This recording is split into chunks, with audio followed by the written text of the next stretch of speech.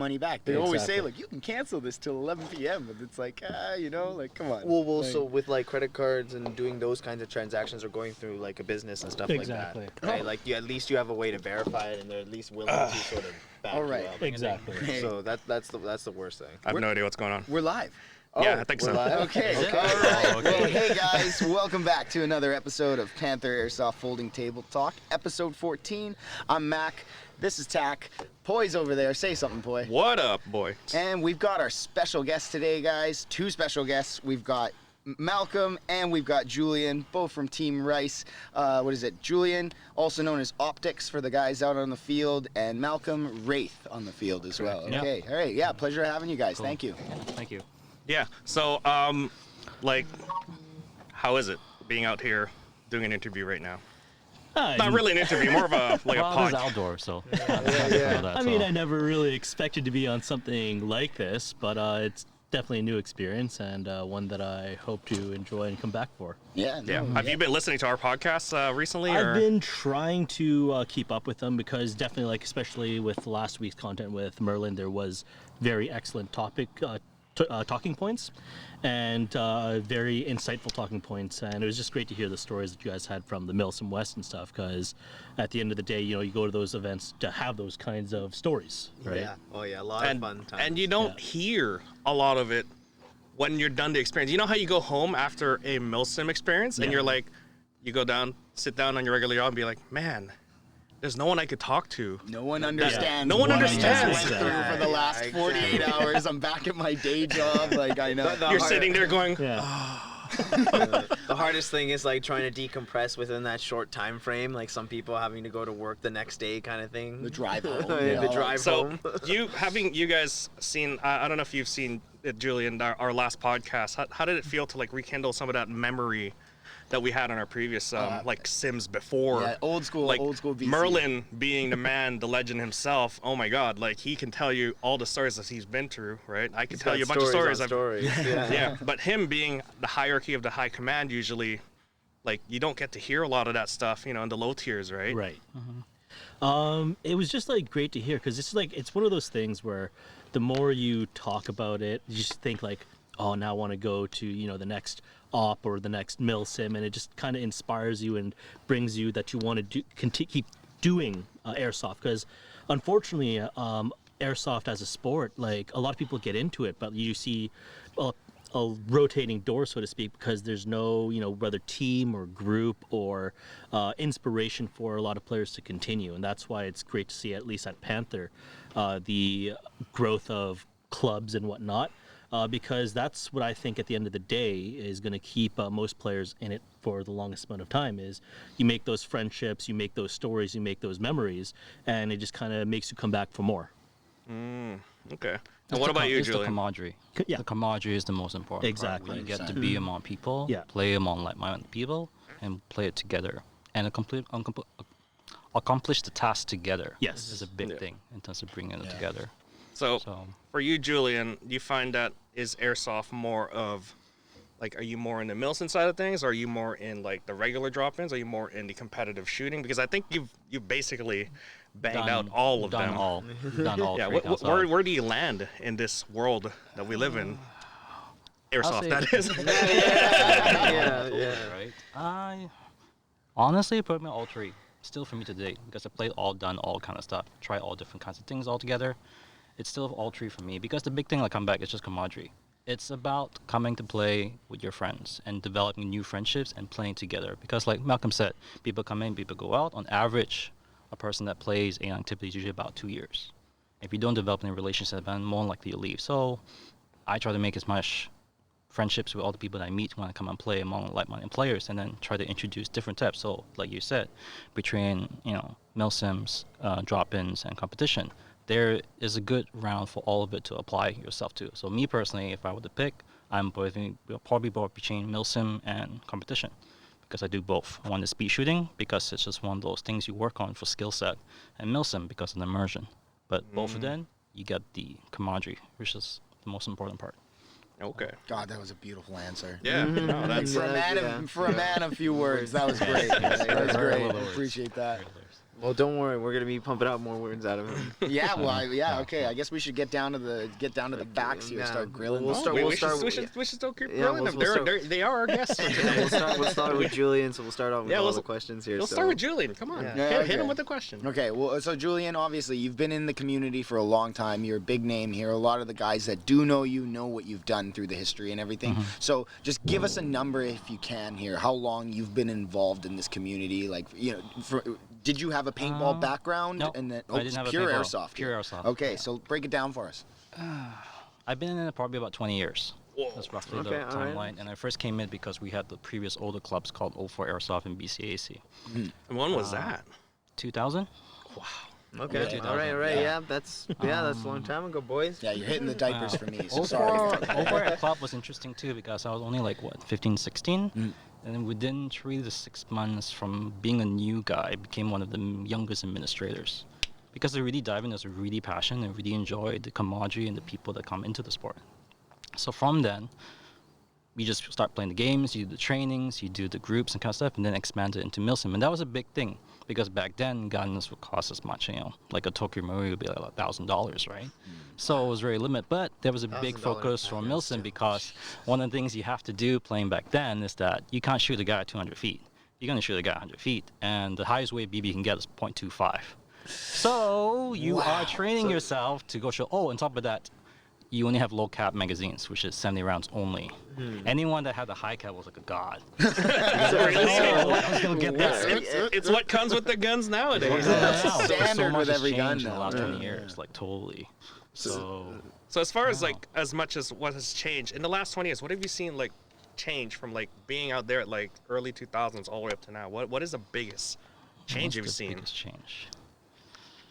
I think for me, seeing as what I started from then to now is less MILSIMs, which is a little sad, which is essentially why we're here, why we're trying to promote the games, try to bring back that mindset, bring back the camaraderie, because there's been definitely a change in terms of how people come in and play, because like a lot of people also in my age were playing were like their 30s. They got married, they got kids, they move on. So then you got a lot of the veteran players, because back then when I was playing, I say about more than half the guys that I played with were military or police, not general. And then back then, because it's expensive, you have, spend quite a bit to get in kind of stuff, right? Of course. So big investment. over time, obviously a lot of things have been cheaper, which is great. So people can easier buy in, but there's less people into the MILSIM aspect. So everyone's into the drop-in now, and you buy the gun, you just shoot. That's it. Yeah, which is fine. There's nothing wrong with that. But definitely want to try to bring back, hopefully, a little bit of focus, a little bit of discipline and immersion. Because at the end of the day, personally, for me, from MILSIM, I believe the experience is being with, obviously, your friends, and then having that 15-minute adrenaline run after doing a patrol, because, when stuff happens and all that, and now you break down, you start shooting, then, okay, recap, let's redo that again. That is the moment, because that's actually will kind of push you onto your limits, right? Which is, again, what MILSIM is about, is kind of pushing yourself to limits. And I understand that it also sucks if you set up a perfect L ambush, and then you're the team walking into it. And then you're walking for like the last 30 minutes to an hour, and you fall into this trap.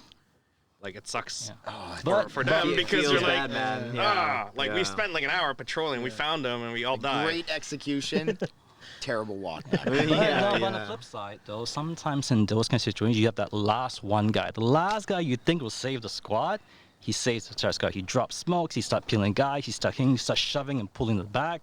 Next thing you know, they pulled out. Yeah, they didn't go through, but they survive. Right. Which in the end, this comes to stories, because now it's like an awesome story you can add to the collection. I'll keep going forward for that. Gotcha. So, okay, well, I guess my question is that through the years and stuff like that, what kind of platform do you sort of find yourself favoring the most? Obviously, being around for, playing for 20 years and stuff like that, you've probably found your favorite platform that you like playing with? When you say platform, you're talking about exactly, like your primary weapon and stuff like that. Primary weapon, right? I say right now would be a Masada.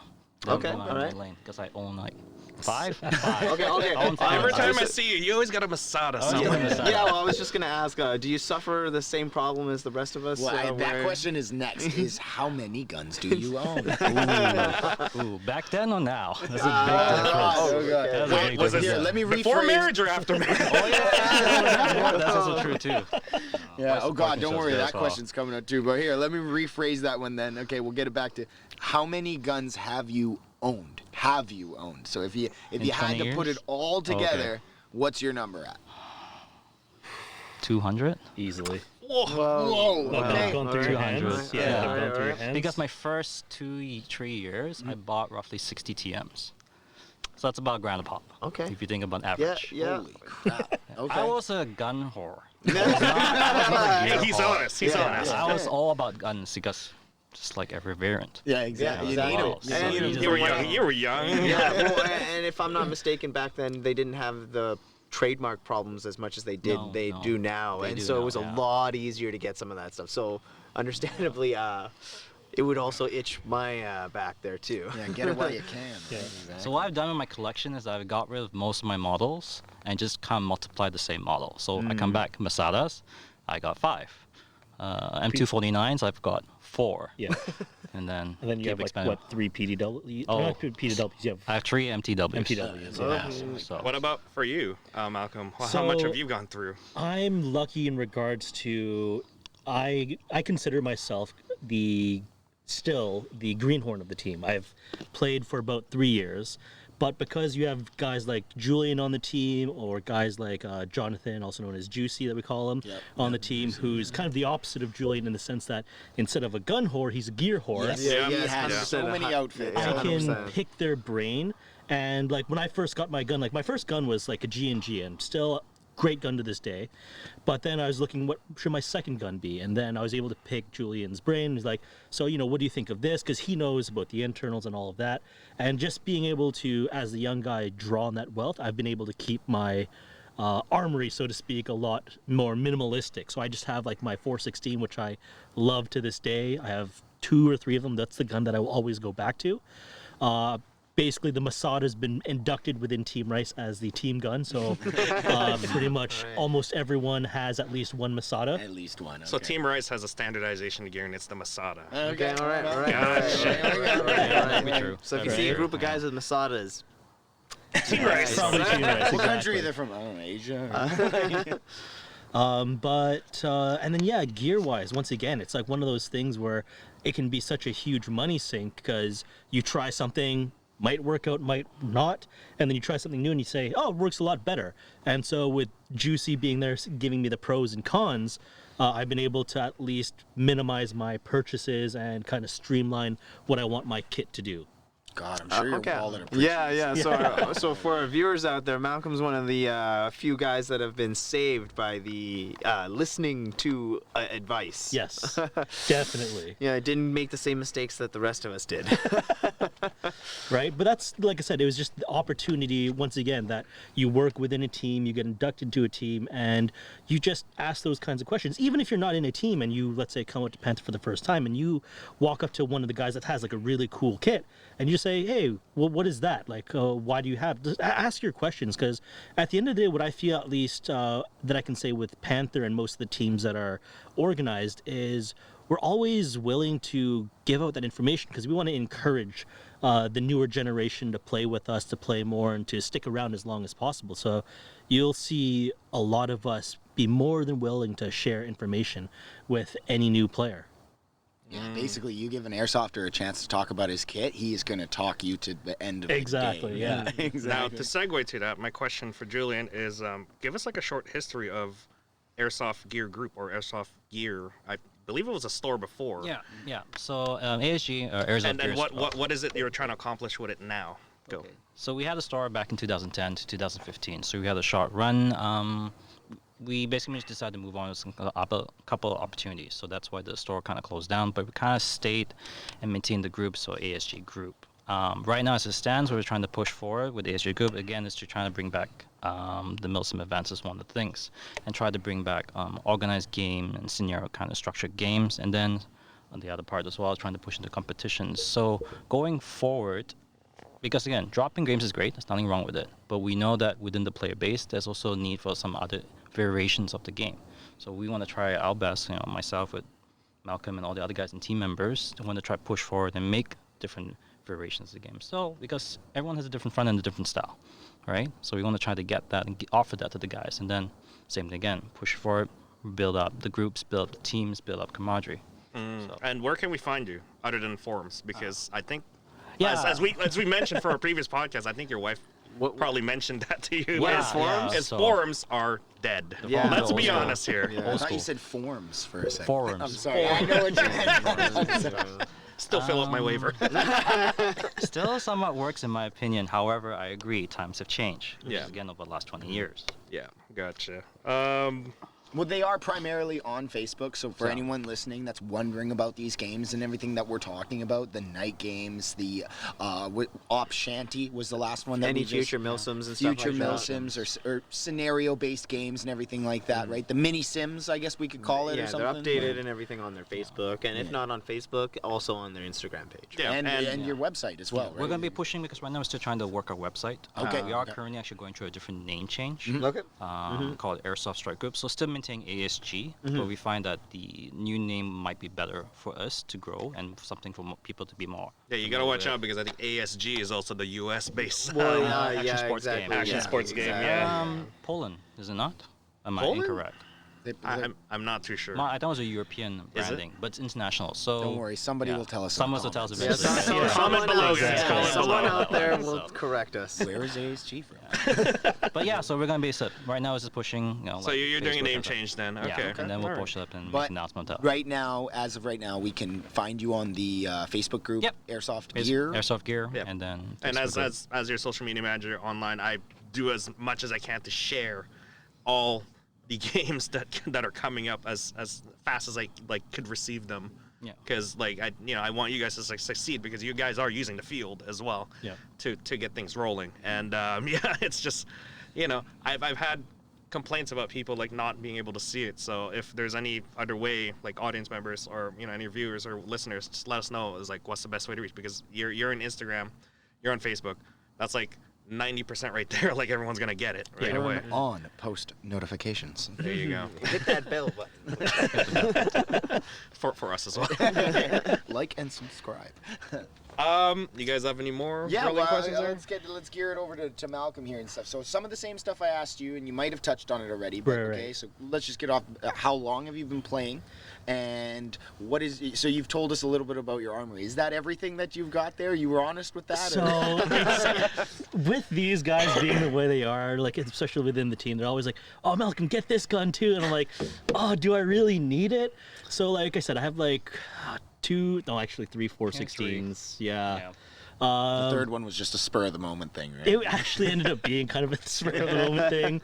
What if the have other your one breaks 417 down? too, It's don't forget. totally Oh, right, I reasonable have a to 417 three of the too. same He's got a gun. 417, so he just went one up. Hey, you need to have that different. DMR, you gotta have that DMR variant. Yeah. PP19, Masada, and then my Glock and my HK45. So like I said, I try to keep it You're minimalist at this point. exactly comparatively to the rest of the Compared group. to most people. So Right? whatever can That'll fit change. in your room. Exactly. Exactly. He Right. doesn't have a storage shed like the rest of us. You guys don't? But yeah, I've only really been in the airsoft community for 3 years, and luckily for me, within I want to say 6 months of starting to play, I was introduced to Julian, and then that relationship basically blossomed from there, and I've been with Team Rice and Div B since then. Okay. Yeah. Okay.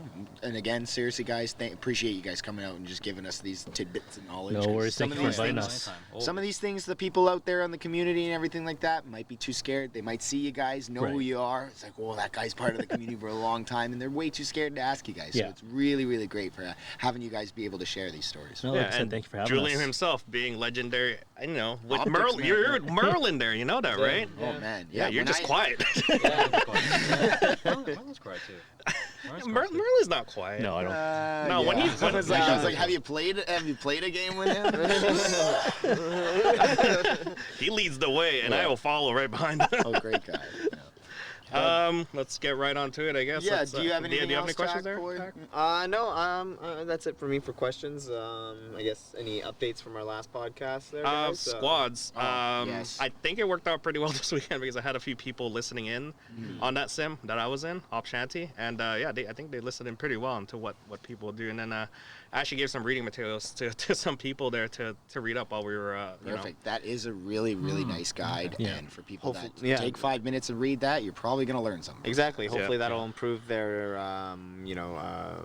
readiness for the next event. Yeah. And, It helps. It helps. And then, yeah, guys, just like we said, right before we dive into our topic for today's episode, make sure you guys double back and check out the one with Merlin. I know it's a little bit of a long one. Maybe slice it up during your day, half of it on Spotify, the other half on YouTube, or whatever way you got to do it. But seriously, a lot of knowledge in there, guys, and it's worth the listen. Listen worth with the your watch. friends too. Yeah, exactly. Have a laugh. I heard in one of the comments they were in a room by themselves laughing. I'm like, we've done our job, guys. That's entertainment for the people. There we go. So, okay, yeah, episode 14. Yeah. What makes a MILSIM? Yeah. So, like, the reason we're going into MILSIM is because we just had one, thanks to ASG and Julian. Thank you. So we're gonna dive into this. Op Shanty. Let's just do before we start into the MILSIM part. Let's just do like a after action report. We were all in it. Yep. I hope you guys were there. Yeah. In Multiple spirit. times. Yeah. Multiple times. And multiple times. characters, Multiple multiple characters. dresses. Yes. Multiple accents. Yeah. They all kind of got meshed together at the end there, I too. mean, you were running on 3 hours of sleep, so I think that's easily terrible, forgiven. man. Oh, my God. They said 3 hours? No. It was like 40 minutes. It was 40 minutes. Yeah. Not even. I only had an hour of sleep there. We went and got food. You guys and got we lucky. You guys could get out and get food. It I was in yeah, there in the we field. were supposed to let you guys fight. That was the whole plan. yeah. Don't be the main thing, but be the main So thing. to let the viewers know, what were you doing in the sim? Okay. For the guys out there who don't know, you're talking to Chewy, Jorge, Ryan, Kyle, Bob, and Bob. What? Yeah, when we had Nikolai, Yeah. and Mikhail. Micaiah. Yeah. Yeah, it was pretty. Yeah, Bob and Bob, they killed the miners, so we had to bring in new miners. Yeah. It was like, why did you kill the miners? If anyone was trying to understand, I was like, survive the miners. I expected guys to be throwing their bodies in front of the BBs, but nope, got lit up. For those guys out there, we had to invent new people because you killed them. Yeah.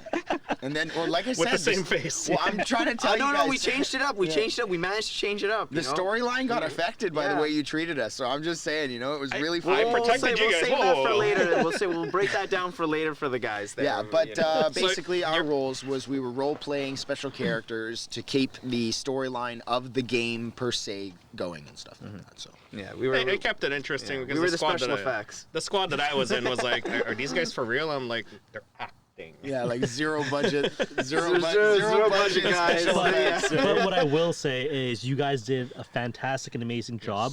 I had a lot of positive comments and even interest in doing what you were doing. Perfect. Yeah, So you That'll guys did save an us amazing so job. much in the well, I future. already talked to Julian about yeah. this. We need to open up the role play. Yeah. And on top of that, it'll let us, kind of strategize a little more because the worst part of that night was when they were calling for the other person, and then they're like, "Well, actually, we'll get into that. We'll get into that later because it's a pretty funny story." I'm not gonna So lie. for you guys, it was fun. Yeah, no, it was a great time. It was a great Even time. though you weren't shooting or anything, it was just all role I playing. will let you know I shot shots. Oh yeah, we did. We made sure to have did our have little fun fun. on You were packing. Yeah, You we were weren't packing. lacking. We You were weren't packing. lacking. Yeah. Backing up pistolas.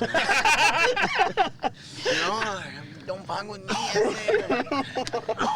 I wish I was there when you had that role. It was terrible. It was terrible. Yeah. Oh my gosh.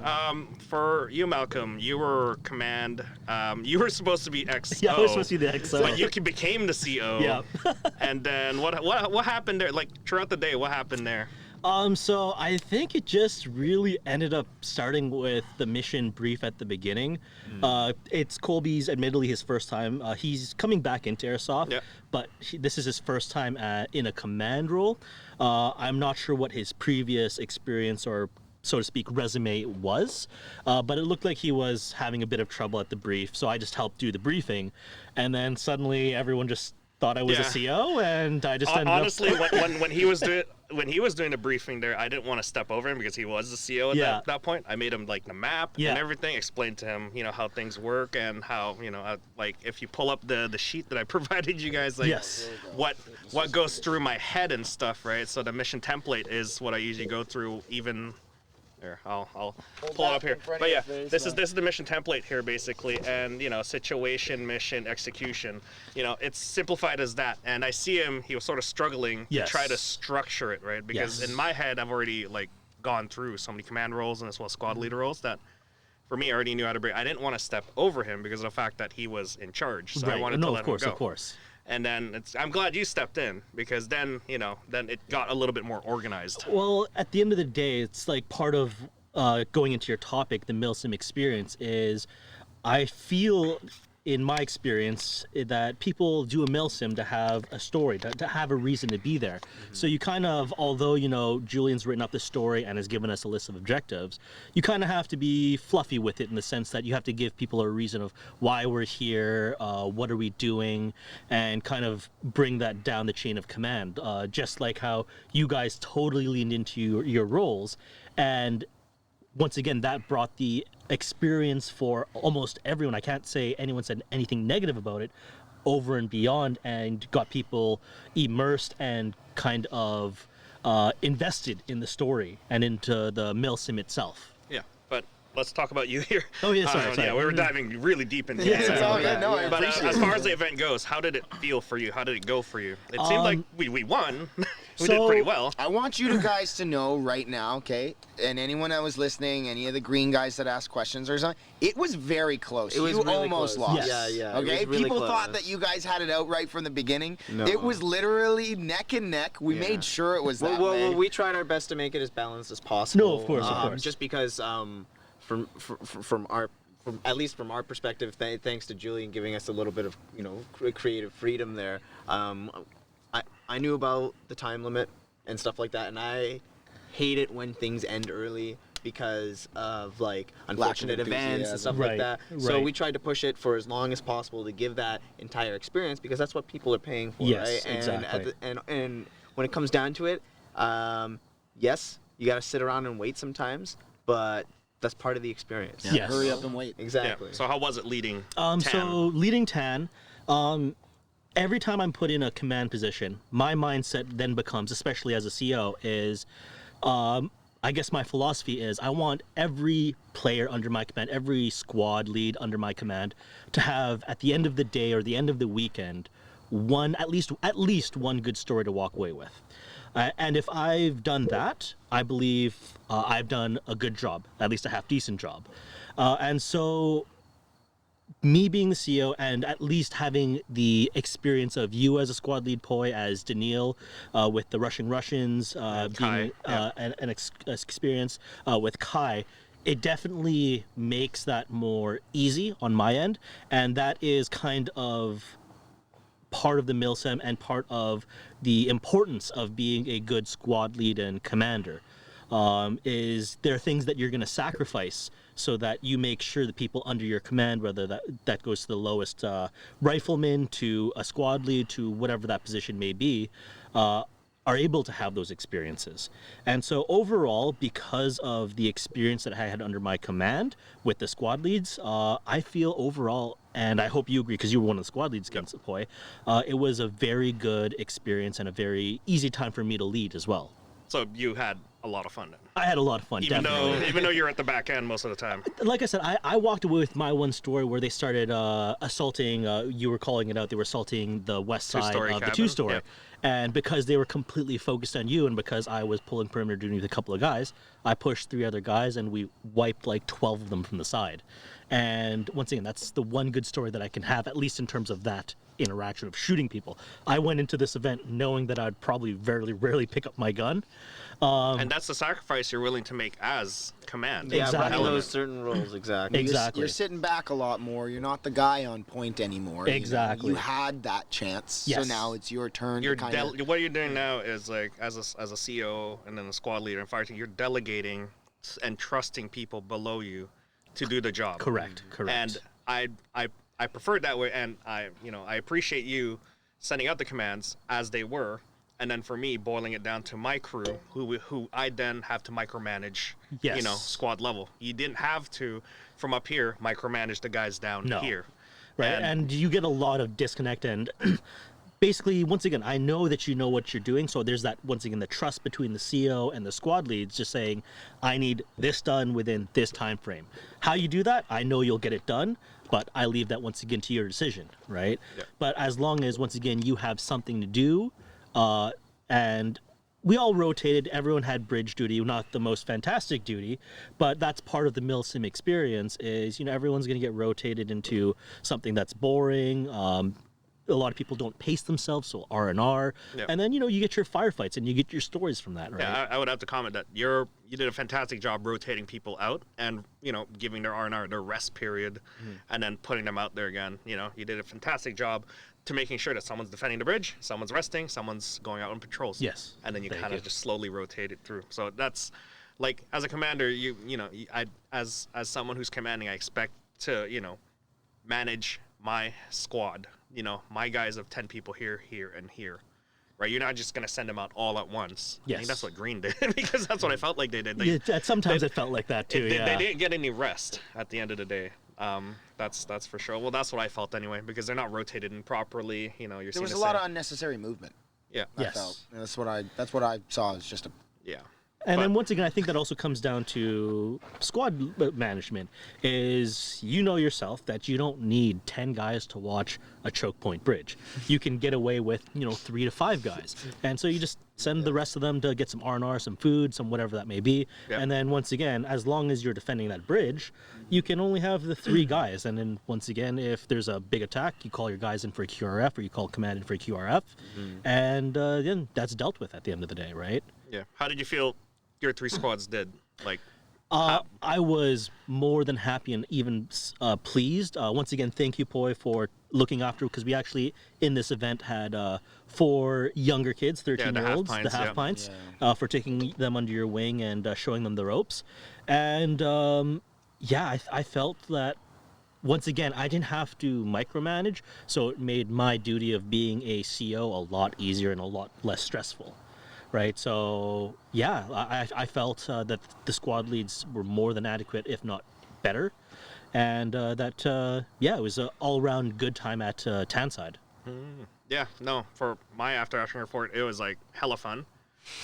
Being that Malcolm was doing a great job, I let him do what he was about to do because I didn't want, like I said, I didn't want to step into Colby's job, but I'm glad you stepped in because I didn't want to do any COing at that point because if flow of information goes up there and it gets cut off and dilutes and it doesn't get spread out, then there's something wrong with the platoon at that point. But when I was passing info along, and unfortunately my radio kept dying out, I think you had to do it like 4 times or something. You had to change my radio or something like that. But, the flow of information, situational awareness to my CO, that is the most important part as a squad leader to do, right? I have my guys below me that I am, micromanaging. And as I'm micromanaging them, all I need from them is info feeding through me. Yeah. Movement over there, they hear something, something's up, they're tired, they're hungry, their feet's hurt, right? Anything that helps me provide, health situation for my group and as well as, situational awareness around me, I can then pass it along to command, and then command can figure out what to do. Like that time when we were getting attacked at second 2-story, I called it in. I was basically disconnected from my group because I had night vision. I was stalking someone, and I had to pull back. I didn't make a decision to attack Swamp HQ because I'm like, there's an entire squad there. Yeah. And I reported in, but I'm not gonna assault it. Like that's a dumb idea. Exactly. It's just me and Juicy with night vision, but those guys didn't have any. But we weren't gonna, chance it, kick the hornet's nest, and Exactly. even though we had the advantage, we're not gonna do it. But also I had to pull back because we were getting attacked from another point from Goon Squad. And Yes, I believe so. Hats off to Goon Squad for doing such a Yes. great job of like getting paid, not getting paid, and then getting pissed off. I mean, Of fighting everyone. yeah. So it was multiple impressive, teams. and for me, the event went really well. Taking care of the half pints, I don't mind taking care of randoms because from my MILSIM experience, I've taken care of I've basically with my group, they don't really come to MILSIMs as well as my previous group. Half of them would show up or one of them would show up. So I've basically gone to just taking care of random drop-ins, and I'm used to it. I come from a teaching background. I could teach them right on the spot what to do, what not to do, how to listen to me, and then from there, I just correct them along the way. For the half pints, they did pretty well because they've already airsofted for such a long time. Right. And for them, they knew what was going on, but they never experienced that it was going to be like this boring patrol. So we're going to do continuous. Yeah, right? it's that continuous. next step for them to Exactly. sort of Yeah, understand. and then not only after you're hiking, you're huffing and puffing, we have to go here, we gotta, we're QRF for here, we gotta run over here, we gotta protect details here, you gotta pay attention. That was the one thing that was like really hard for them, is like the attention portion is like when we stop, they're all talking to each other, not looking, right? Of course, And I go, hey, watch there, watch there, watch there. Yeah. And then they're like, okay, and then they keep talking to each other. But they're young, right? Yeah. And you bring up a good point. I mean, it doesn't even necessarily have to be that they're young. It just could be maybe it's their first time. MILSIM-like experience.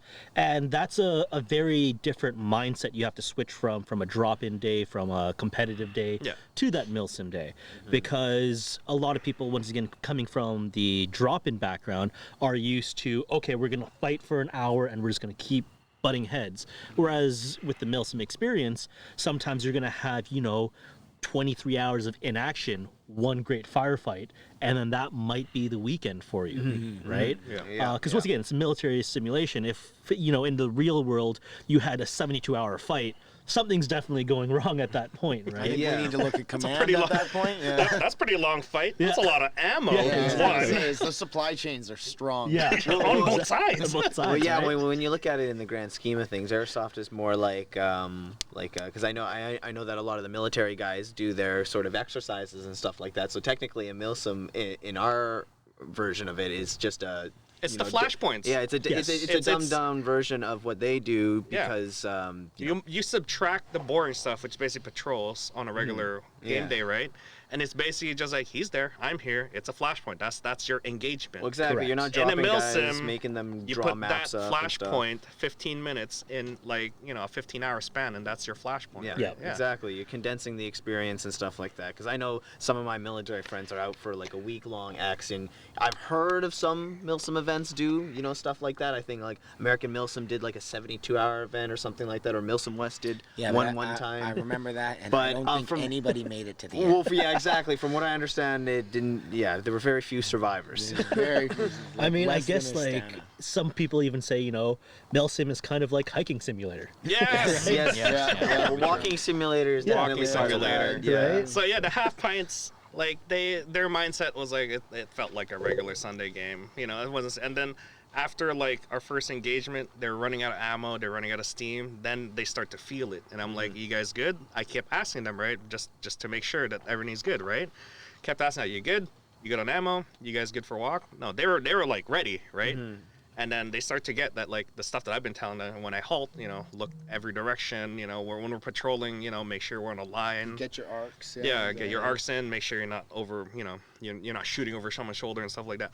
So they're starting to get it, but, we had to put them in R&R period because we didn't want them to stay overnight. Because Exactly. A, it's a little bit dangerous. You don't have nods on, and B, it's a night op, and night ops are a different beast to handle on its own. And especially if it's, I believe it was their first one. It was their and first so one, yeah. You may think you know the field like the back of your hand during the day, but the moment you go to night, it's just everything is flipped on you, right? It's a whole different technique. I'll tell you that. Like I attack trenches in a totally different way at night than I do in the morning. Well, and everyone thinks too, right? Like, oh, Panther at dark, whatever. No, it's dark. Yes. It Yeah. is- Oh, it man, is it's dark. pitch black. Right? It is pitch black As- in the forest. As NVG owners, we only get a sliver of about 9 o'clock to 12 of moonlight piercing through Yeah, the canopy. the canopy. And then even when it's piercing through the canopy, that dark spot is very dark in NVGs. So what I'm saying, guys, is my stance still holds true. Flashlights rule. Get out of here. I mean, it's a rule for Julian. Yeah, it is like, no, don't get me wrong. It is a rule, but it's if you can buy NVGs, do it. I mean, I don't know. I mean, just because you have NVGs doesn't mean you're going to be a god at night, Nope. right? No. It gives you an It advantage. gives you an advantage, yes. But once again, it's If you have 4 guns, like I did, like if I had a fire team and that swamp HQ, me trying to attack it, I might have a chance to take out 1 or 2 guys, but once they know where I am, especially if I'm using tracers, they're just going to spam the heck out of that area. Exactly. Yeah, well, and also, in my opinion, too, in the aspect of a MILSIM, it gives you that sort of like a different way to play the game, right? Yes. So, Not going to lie, like, it's a different experience overall. Exactly, and the way I would look at it, too, is like, you know, if one event you went without nods, it would be a completely different experience, like if you did. Like, for Yes. example, you know, if I was running a command structure, if I saw guys with night vision, I would have them less likely doing stuff in the morning because I'd rather them save up all their energy to, you know, bust caps at night and stuff. So, but we'll save that for another topic. exactly. NVG is a totally different beast. So, Don't worry, exactly. that's coming. So yeah. I'm talking about like the overall feeling. Julian, how was your Yeah. overall feeling about As an admin, how did Yeah. you feel about this event? It felt really good. Yeah. Because this was a feeler to see, hence that's why we didn't also, for guys that are asking that why we didn't push hard on the marketing, because we didn't want 100, 150 people here because Plus COVID as plus well. Yeah, COVID as exactly, well, yeah. right? We wanted more like a small group, guys that are interested, guys that are touching, guys that, you know, are old school or playing this, just to get to feel how the players are and if they can sustain the 14, 15-hour game. So like you guys mentioned, you know, out patrol, out walking, out sitting, the R&R, because for guys that are not used to MILSIM Little style, sleep, they yeah, play exactly. the drop-in, like you guys say, play that hour, you break, you know, 20 You minutes, go 30 hard for minutes, the hour, go hard. yeah. And this one is continuous, and the, what was it, not to say the strain, like the fatigue kicks in, probably, like I'm guessing with your group, the kids start feeling the fatigue, like maybe after 3 or 4 hours. Yeah, after 3 or 4 Something hours of just constantly walking around and Walking. Yeah. stuff. Yeah. Yeah, so that's for me to see that there's the people that played, you know, starting at 5 and push, and thank again to, you know, the guys that are doing the acting, keeping it live till 7. That's amazing to me. Yes. Because that means, okay, and we were good about 50, 60 players strong, and everyone still had the spirits up. Yes. Everyone still had the morale up. There were maybe a couple complaints, but really minor, but overall consensus. And Everyone enjoyed it. On at least from a CO's perspective, on Tan's side, there wasn't people that were leaving mid-game because, you know, it was a negative experience. It was more so that they had either work the next day and unfortunately had to leave just to get some sleep before work, or unfortunately one guy was just not as prepared as he thought he would be. So basically, at least on my side, I think maybe I lost 3 guys throughout the day, and that was once again a good feeler of if we were to do more people, how much would be willing to stick it out, kind of thing. Because at the end of the day, the MILSIM can only be as good as the people that are still there at the end of it, right? Exactly. You don't want a high attrition rate, but at the same time, Immersion, right? you have But- the rule Exactly. sets out so that people can be prepared to eliminate that attrition factor. Mandatory gear check. Yeah. Yeah, well, exactly. You know, and everyone thinks that they're going to be good. You know, they think that, you know, oh, at nighttime, you know, 6 o'clock, 7 o'clock, I'm walking around with my sweater, I'm all good and stuff like that. But what they realize, forget to realize, is that, you know, when you're doing some of these MILSIMs, sometimes you're not even moving around. Yeah, you might be on patrol or something like that, but you might be holding that point for. Yeah, it's you when know, when you're in a static defense position or an R&R position, when you're not active, then you start to relax some more, and then it gets really cold really fast. Yes. Especially when you've been sweating for so long. exactly. It starts to settle in, Yeah. and then you're gonna get cold, and you're gonna start shivering. You start appreciating that nice gear that your mom and dad got you. Well, and it got cold. It got Right? That's Like, cool. it was a hot day there on Saturday. It was a great, you know, we're enjoying the last of the summer here and everything. And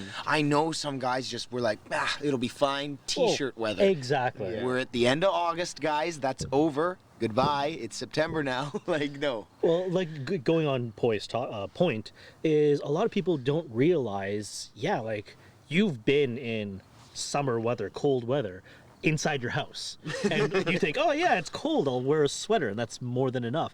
But the moment you step outside, the moment you're standing, the moment you're even lying down, people underestimate how much the earth will sap warmth out of you if you don't have the proper gear for that. Right? Whether that's just having a sleeping pad just to kind of create that barrier, exactly, yeah. right? Or just having more than a sweater or a blanket to keep you warm, even though you might only use it for the 2 to 3 hours. That 2 to 3 hours is what will probably be keeping up if you were to do a longer MILSIM, that 16-hour next patrol kind of thing, right? So you have to, whatever rest you can get, try to make it as much quality rest as you can, because once again, you guys have been more to MSWs than I have. It's just like, you know how precious rest can be. Oh man, yeah. Right? Oh, very much so. Oh, yeah. Oh my if God. they tell you that sit down you and have go. a rest Yeah. period, you sit down, and you know what? Sometimes you don't even get your sleeping bag open. You know, Yes. I just have that there as a pillow. Hey, we're It's like- wrecking here. Yeah. Hey, we found our new PB. Hey, Yeah. go and QRF. In my previous MSW experience, I only had 4.5 hours of sleep. Yep. That was Yeah. that's Right. I And believe that's a the average. 72-hour event, Yeah. right? Yeah, that's Yeah. 40, 48 hours. 40 hours, So sorry, they've 48 toned hours. it down Oh, because okay. the They don't 72 do the had 72 it way anymore. too high. It's just Oh. way too hard. Yeah. Okay, Especially okay. for civilians. I mean, that's just like the Right. the cadres can do it, no Yeah. problem. Well, It's the, just- well, the Well, biggest there are fact- hardcores out there Yeah. that can handle Yeah. it. Yeah, there's guys who can handle it, but I think the biggest factor is just that the prep and stuff like that. But I feel also they probably had a negative review just because of the whole recovery aspect. I'm sure that's what Julian is watching out for, especially Yeah. in your rule set, is preparedness, right? You have mandatory list of things that are in there, just to keep everybody safe. You wanna just keep like that just like in a comfortable regular Panther, game for us, right? Yeah. Like we have like not mandatory, but like sort of like recommended stuff that we always tell people every time they come here, right? Well, how to have For a you. comfortable time at Panther? Yeah. Safety glasses and your gun. You have those two, you're gonna have a good time. And Without weather. those, I would, Weather dependent Well, too, I right? would tell Yeah. people to have a face mask. Recommendation. But on the MILSIM, cold weather gear, that's mandatory. Yeah. Yeah. Oh, That's yeah. why, and that's why we put in the rules. Because from our previous, we had the London MILSIM here happened 2 years ago. We discovered that even we had a full mandatory list. We had this group of 4 or 6. They bought God. cold weather gear, but Oh God. Oh, don't it was a remind me. tent, which is fine on the first guy. They met the second guy. They point to the first guy's tent, and actually Malcolm was a gear checker. Oh, I So- remember this actually Yeah. because So- he did it right out here in Yeah. the. I remember you. were And like, don't get me wrong, it's great that you're, sharing gear. That's Split the weight. Split the Well, weight. it Exactly. does work in some aspects and stuff like that, but you have to be responsible. You have to be responsible. You can't just Gotta be walk in. reasonable. Like if this tent, to me, it sounded like the be all end all. I'm like, what's your wet weather gear? Tent. What's your cold weather gear? Tent. So is this tent your salvation? It's like, is this gonna solve all of your problems? I'm gonna go on patrol in my tent. And then come like I'm gonna set up a camping spot 3 here. a.m. I look at these guys, and guess what? They're not using the tent because they set it up on top of twigs and pine cones because they don't know how to properly set up a tent. And so they're all outside of the tent hugging each other. And I'm like, wow. Hey, that's another experience. I'll Yeah. tell you. Hey, the penguins do it. It works for them. I've been there, done that. So again, there's nothing wrong with that. Yeah. And everyone can do their own thing, which is fine. But as we come back, and you guys particularly too, when you do MSWs and you do those games, it is important that you guys have your biovacs, have your sleeping bag, have your cold weather gear, because when you fatigue, especially, and I know those fields, you guys sometimes you get dehydrated. Yes. That's crucial. Now your health has dropped so much, you're now potentially at first aid. Yeah. Well, it becomes a potential. safety Yeah, issue it when becomes you're a exerting issue, yourself right? in that kind of an atmosphere. Yes. Exactly. Yeah, exactly. The list and stuff are out there so that everyone can have that, level playing field of having fun and stuff like that without having any Correct. kind of casualties. Yeah, like right? before compromising your own safety. Kind of. Exactly. And it comes down to that age-old, like, really dumb kind of saying where it's all like, you'd rather have it and not need it than need it and not Yes. have it. Yes. I And- say this for the sweaters mostly. Yeah, and for me, I kind of underestimated the weather a bit when I was there. I didn't bring like an extra pair of sweater. I just had my sort of like rain gear / like a fleece in liner, Right. like multicam jacket. But yeah, I should have brought like extra pants or something because like it got cold really quick. Yes. And I was pretty lazy at setting up my bivvy plus my sleeping bag because I know that I wasn't gonna get much sleep in this event because I was like leading a squad, right? So I was just gonna be on my foot and going. But Yeah. I did get some, at least an hour of nap, Yes. and then at least 30 minutes of a fire pick, like sleeping on my defense position and someone watching over it, and I'll do vice versa on the other guy, right? So I wasn't expecting to get much sleep, but yeah, it did hit me that like, oh yeah, damn, it is getting cold. Yes. And as a veteran like me myself, I'll be like, okay, yeah, no, I definitely underprepared, but I had the bare essentials that I needed. I had a Exactly. bivvy, I had a sleeping bag. I was just stubborn because I was like, oh, I could take it, right? It's a MILSIM, no problem. But it got cold, and I'm like, I'm not gonna use it. I didn't want to bother, and yeah, knowing that I have that, gave me, a little bit of chance to check myself and be like, okay, if I sit here, I might have to prop it open because it is going to get cold. Right. But I have it just in case I need it. I will use it, right? So it's something, even though I didn't use it's it. an option, right? Yeah. You don't want to be ever stuck without an option. Yeah. Right? Because, like, even for myself, like, I was just sitting there in, I guess, what would have been, called the command chair. 'Cause, I didn't want to sit on the ground. I'm just thinking, like, yeah, like, it's, like, my legs are cold. Like, I should have actually worn, like, some Under Armour leggings or something like that. Oh, right? yeah. Some compression. Exactly, clothing. just something. But it's Yeah. like, once again, it's like, I think I can tough it out. Once again, I had most of the gear, but it's just like Poi was saying, it's like people just fail to realize sometimes how going from, I think that day was like 25 degrees in the afternoon to 14 degrees at night. How No, You John, did more than that. yeah, dropped it more dropped than down More to, than that, like, yeah. I checked my 9 or watch. 10. Oh, yeah, I yeah. checked my watch and I'm like, oh crap, it's Yeah. going on 9. Condensation on everything Yeah, too. exactly. Like, I was Right. like, it is cold. because So as I woke up from my little nap and then I started breathing. I'm like, oh wow, there's like, I could see my breath. I'm like, okay, it's getting pretty cold. So as far as admitting wise, for you, Julian, how did it go? Did you guys, like, other than like 3 of our 10 guys leaving, was there any more on green side or anything like that, or was there any safety concerns or anything that happened? No safety concerns. Same as well, because the other green team, they had 2 commanders too. Both were experienced guys as well. Both have done command lead. On there, and it's fine. I think they did some rotations toward then. Yep. But I know, like you guys saying, they did a hard push. Yeah. Which is fine. But I noticed that they ran out of steam they at ran out around of steam 3 kind of a.m. stuff. Which is Well, different. we'll get into that. There's a little reason why they had Yeah. they did that, and But- which is But I'll add to that. Here's my experience of the 20 years. In any MILSIM, there are 2 outcomes. Either the MILSIM has generated the greatest fun for you guys, or the players have to make their own game. Yeah. And then make it fun.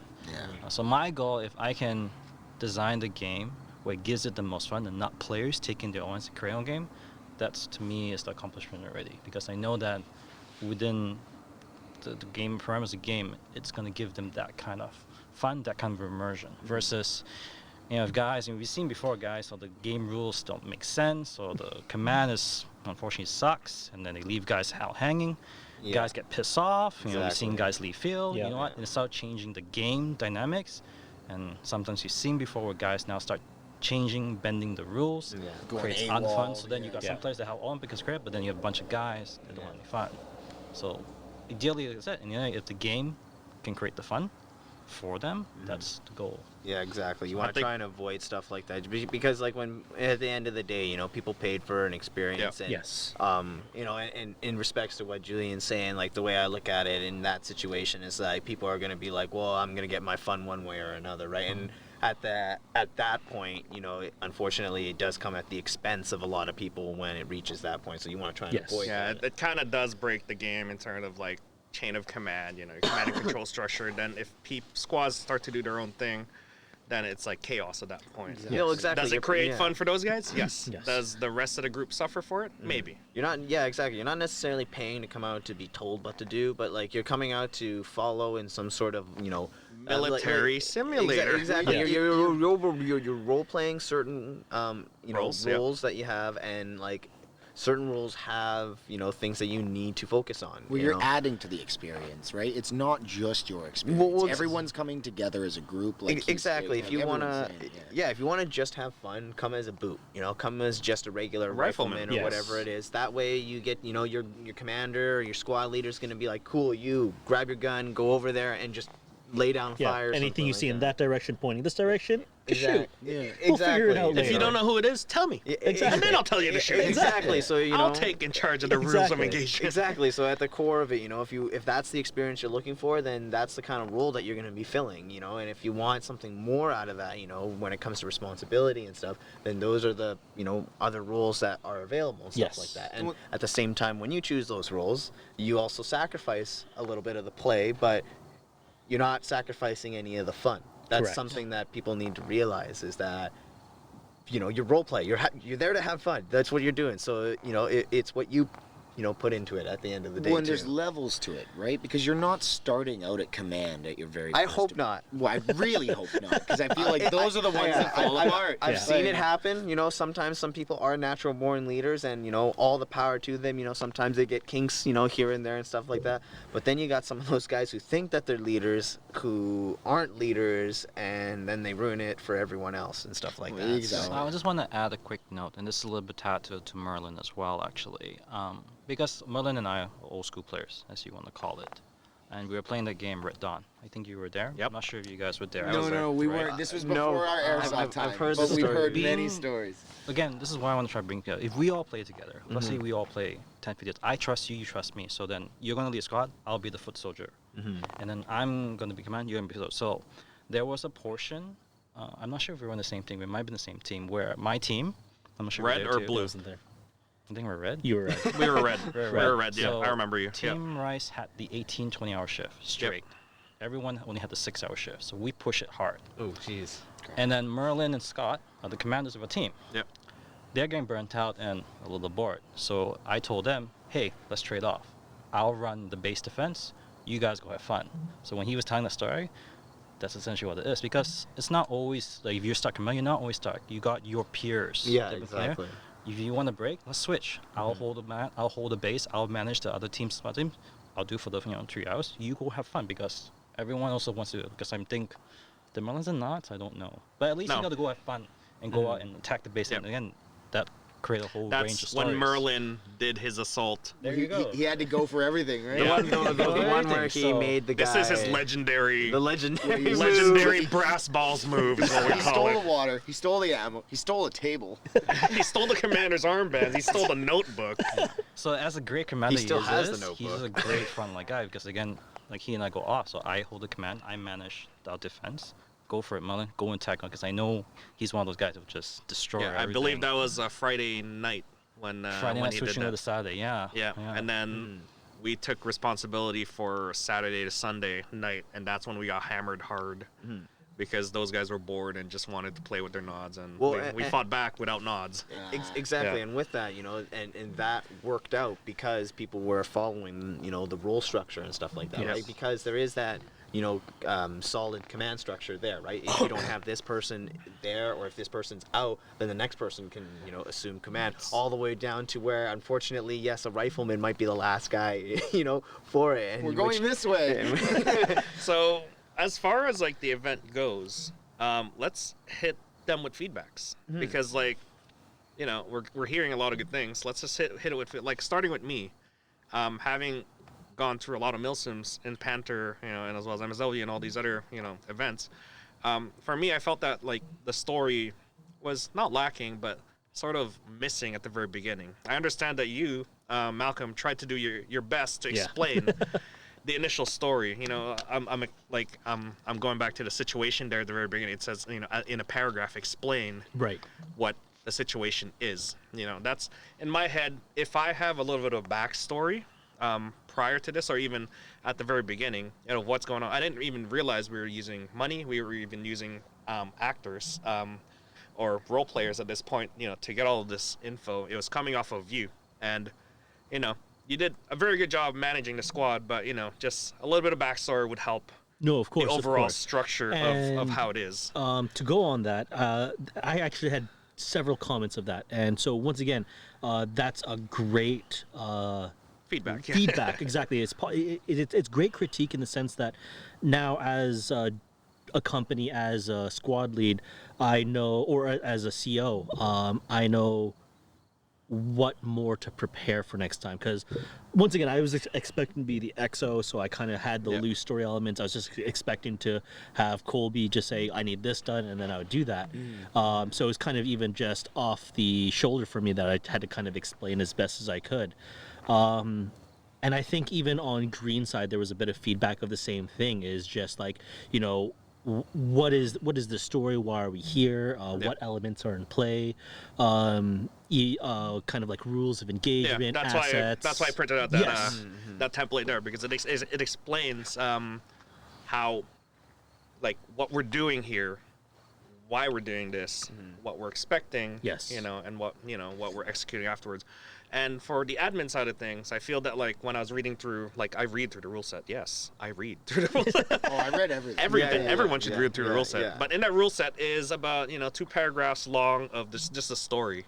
The reason I joined TAN is because it's the heart, and Okay, go hard. go hard. Yeah, go hard, go hard. We are Elliot. We are Elliot. That's why I asked you. That was the reason why I joined in, because I knew that's the backstory. I knew this is how you play your game. You want JLAO or Heart Corporation, Right. and I'm always gonna join the Heart Corporation. But you see where I'm coming from. Yes. Just how RR always joins Rushing Russians Yep. and the Russian team, right? I would be the same thing. I like the backstory. Yeah. I would, for my feedback to the admin side, just a little bit more info on what's going on. I understood that there was a conflict between two, but, nitpick and dive into it just a little bit, just to, whet my appetite into what is going on in this event. To give you an example, Operation Panther. They had a huge backstory of what was going on, coalition, the villagers, because I was the elder, right? I had to take the part, right? But I knew right away, they were serious when was it Kevin coming from a SCA background, LARPing background, had a huge roleplay story of my character, the Russians character, and then as well as NATO that was there, and then everyone from there. I figured out what role I need to be in, what depth of roleplay I have to be in. Right, I was the village elder, and I was the mayor of the town, and I was cruel to everybody there. But people love me as a cult leader, right? So I took that role pretty well. I'm already a cult leader for some people.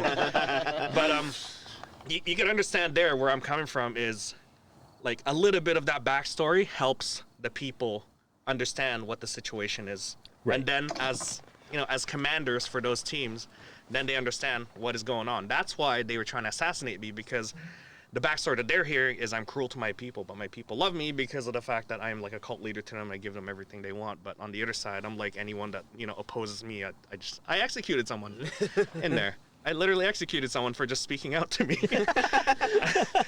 I just had to have that the iron fist over them, and they love me for it. But that's my feedback to the admins right there, because I was reading through and I'm like, oh, this is really short. I understood there's a conflict, but what conflict? Why? Who, where, when, and all that fun jazz, right? A little bit of that, and we're gonna dive into it, right? It's that role play aspect that you guys kicked in. I wish there was more, because that's one thing I love about MILSIMs is it's not just command and control structure, but having civvies there, having the big one for me is rules of engagement, right? If you have civvies there, if you have random people there that are not engaging you, right? or if you have faction, our ROE was not to take them out and to work with them. That was one of them, right? So that right there told me right away that we have friendlies, or we have opposing, or we have indigenous forces that are with us, but not the Goon Squad, right? Yes. You don't know if they're working with us or against us, right? Exactly. That added a little bit of element. So I like that. Yes, right.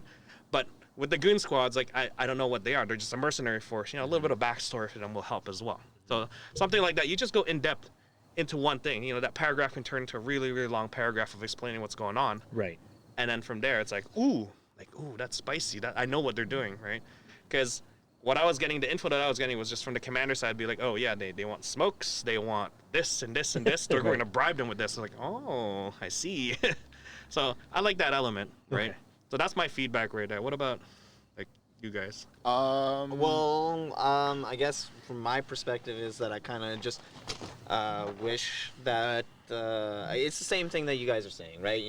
I just wish that the commanding sides of both sides were a little more prepared on sort of the role-playing aspect of it, just because of the factor that sets the tone for the whole thing.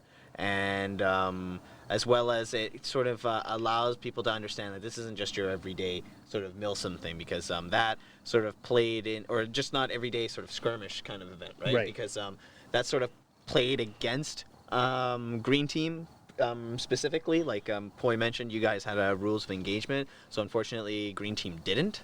Yeah. And so that Again, part of my template, right? You want me to read our AAR? Yeah, well, I mean, you can get into that. Yeah, well, so I'm Just just summarize it, yeah. Go for it. Okay. Well, it's just we just kind of put it into categories here. So general feedback about the game was that we love the objective layout, the way that it was set up in succession. It made it really easy to kind of work around the field with the known locations.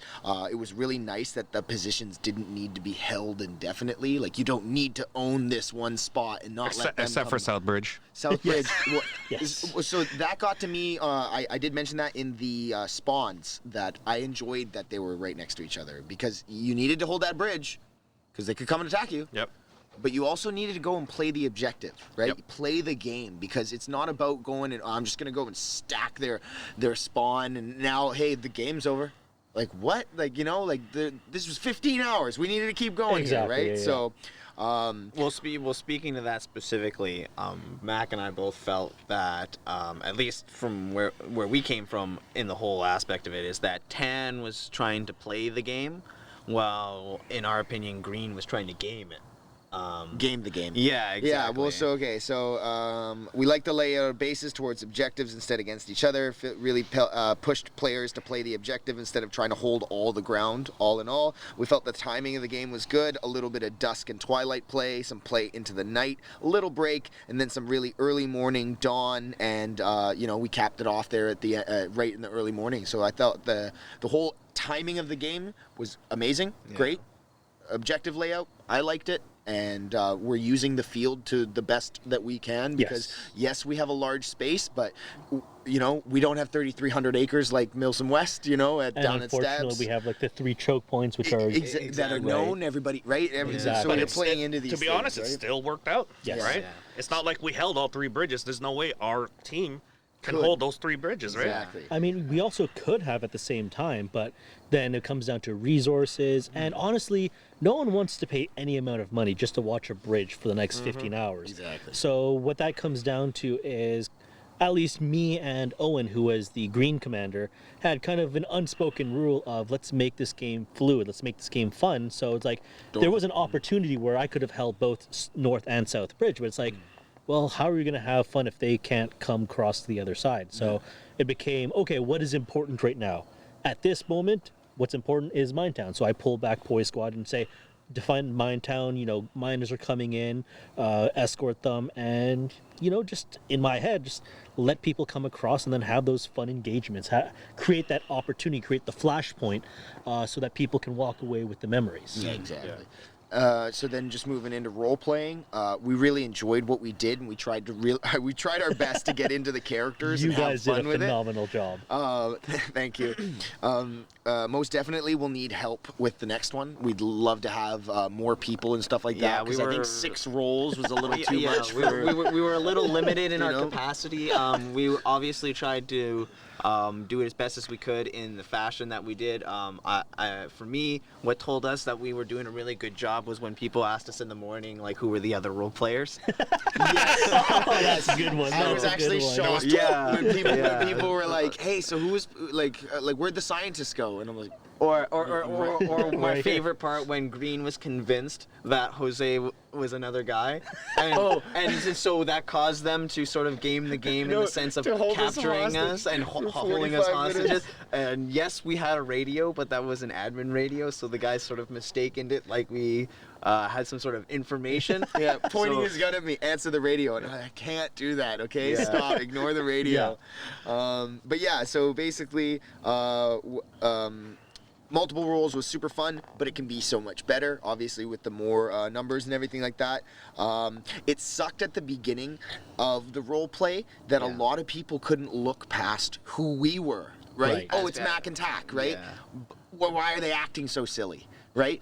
But as soon as they start to understand like the dynamic of the game and everything like that. I had got like Colby was one of the best reciprocating factors of the game. I love him. I would give him my name, my backstory and everything, and he would bribe me with a Chewy bar. Come walk with me. He was into it. Oh, He was into it. I loved him as an XO. Partly the reason you guys came out on top at the end, okay? And he was also the one that saved it after your guys shot. Yeah, I do So it remember was like, hearing about because you that. guys got a big boo-boo, and I was like, that team is not going to win the game at all. Oh man, we were like, I'm not gonna lie. After that, like, cause we had just had a good relationship, we were just walking around, and then for us to get shot out like that because the one guy freaked out, we were just like, oh, these guys are gonna get it, man. I was like, I'm gonna harass them. So that was the role playing, and then so things that I saw on both sides of the team was Tan team. We felt played really well from the start. They were organized, knew the game mode right off the bat as per the marching orders. Contacted the dealer, set up a time frame, met and received further instructions on how to acquire the device and the next steps in play game-wise. One thing, they shot the dealers. LARP-wise, that really threw off their favor in the game as the story went, but they were able to overcome the hurdles that we purposely laid out through the sim. Failed meetups due to firefights were super common, where we tried to meet up with you guys, but we ended up getting by the other guys, or we tried to meet up with them, and we ended up meeting with you guys, and it was like, hey, the story's going to keep going, Exactly, right? So, what are you doing here? Hey, I'm meeting somebody. But, it made it really fun, and that for the game, and then so Green Team had a really slow start at the beginning. Like we were expecting, because you guys contacted us, I believe, within the first hour of the game. So that for us, they didn't contact us till midnight. Well, so for us, that told us that we could clearly start planning out what to do with you guys in the aspect of like, yes, we know that you guys have your plans, but it's like, okay, we're role playing here. Yeah, it's gonna be like, oh, you want to go on patrol right now? It's like, well, sorry, I need something right now, which then you got to sit there in your kind of role and be like, crap, okay, well, I really need this because this is like the main objective, but then I got to hold this. Crap, what do I got to do? So that, and then you guys gave me like good, like basically one of, I guess, the changes of going from a rifleman to a commanding role is now you have to be, you're kind of like, I guess for lack of a better term, playing like an RTS. Like, how do you manage your assets? And that's, if you find that enjoyable, then please once again come see us as admins. Obviously we won't throw you in like a CO role right away, but we want to teach you because everyone has their own kind of leading philosophy. But yeah, thank you for like doing all of that, because that's what kept me awake. And that's what kind of thing. So with Green Team, we purposely tried to instigate connections, right? So Tack and I, because they didn't talk to us till midnight. So we purposely went over down Dune side into Airsoft side from Refinery and walked through the entire Airsoft side trying to force them to talk to us, right? Asking them role play questions like, hey man, you know where the mine is? Just like stuff like that. Or we were the miners then, so ROEs come into play. The rules of engagement is very important for us. The main factor that it played out into that was because we had already started the process with you guys. And then Mac and I were like, okay, well, Green Team hasn't said anything. Nothing at all, and we're like, okay, well, so the miners are gonna go back, and we're like, okay, they're gonna swap out with these two other guys who are just gonna go out because they're on shift, so they're swapping out kind of thing. We were making it to where the miners are only coming out for one deal at a time because you guys weren't paying them enough kind of thing, and so when we sent out the other guys, we made it to where it's like, okay, these guys have no idea where the mine is. Their boss told them, I want you to go this way. They were really, really simple-minded characters in the sense that like they had no idea what to do other than their job. And so we sent them out. Where are you going? I'm supposed to be mining. Do you guys know where the mine is? I'm supposed to be mining. It's like, do you have any guns? You're really not picking this up. I'm supposed to be mining. Well, so that's the one thing that we tried to make it really obvious to the guys because they had their guns up on us, and we're trying to be like, we're like, what are you doing here? Oh, we're looking for the mine. And then there's going to be like, turn back now, and we're going like, yo, no, man, do you know where the mine is? Like, And then they start shooting at us. And then they start shooting at us, and then, so that sort of played against their favor, and I made sure to let them know that, because I told them karma's a two-way street. So I just added here at the end of my AAR for green team I was just like, mistakes were made when holding 2 innocent uranium miners hostage for 20 minutes instead of listening to them and the game story. But things quickly kept going after. So that played in later in the factor where it's like, okay, so we had that aspect. Then after they had that little meetup, we're thinking in our mind that, you know, the green team's going through their command channels and stuff like that, figuring out what just happened, kind of thing. We hope. We honestly hope, you know, someone from green team let us know if that you killing us, you know, kind of led to consequences. to you know, notification at all, because what ended up happening later was that they contacted looking for the scientist, and we're like, scientist ain't working right now, right? Because in our minds, that's the last objective. So, you know, it's like, no, you're supposed to be looking for this other guy. Because we're like, okay, we got to go out of character for a second, kind of, because we're talking to Owen, so we know, you know. I went into admin mode. Kind I was just all like, look, dude, I know you didn't read the thing, but this is the thing. This is the way it's supposed to be broken down. Like, you're supposed to go this, and then you can contact that. Yeah, so okay. So once we... Can I talk to this person? So once we set the parameters out, we felt that green team was going on their trajectory, and we knew that with you guys were going on yours. So we kept going with that and sort of planning, you know, the whole aspect of that. And then if you want to keep going with your... No. So that was just me breaking down for the 3 or 4 specific. So what I get out of this is, like, the role play aspect of it and sort of the backstory of it. What I was complaining about, like, when I didn't get enough of it, is it adds a whole lot of value to the event. What do you guys sort of think in terms of adminning? Like, what can we done better than... Julian, will we see more? Yeah. You will see more. All right. Gotcha. So, a little bit in my defense, I appreciate the feedback, and actually what you guys bring is very credible. But remember, like I said, this is a test bed. 100% soft, yeah. You guys would not what I expected. Yeah. The information passed on, which is exactly how I actually structured. I wanted to see how well, also obviously, the people would retain it. They can say, screw you, Malcolm, I'm not following. Yep. Yeah. Okay, Malcolm, I want to support you. You got that. Right?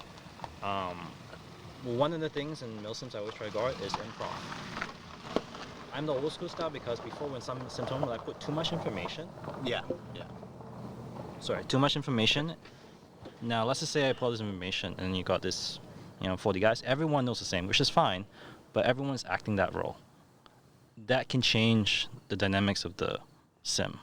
So I tried a different style, which is less information, reliance on the leader to push it down. Giving, if you think about the role plays, free liberty. Yep. I could put restrictions, but no, I wanted them to kind of control it and give them free liberty to manage it.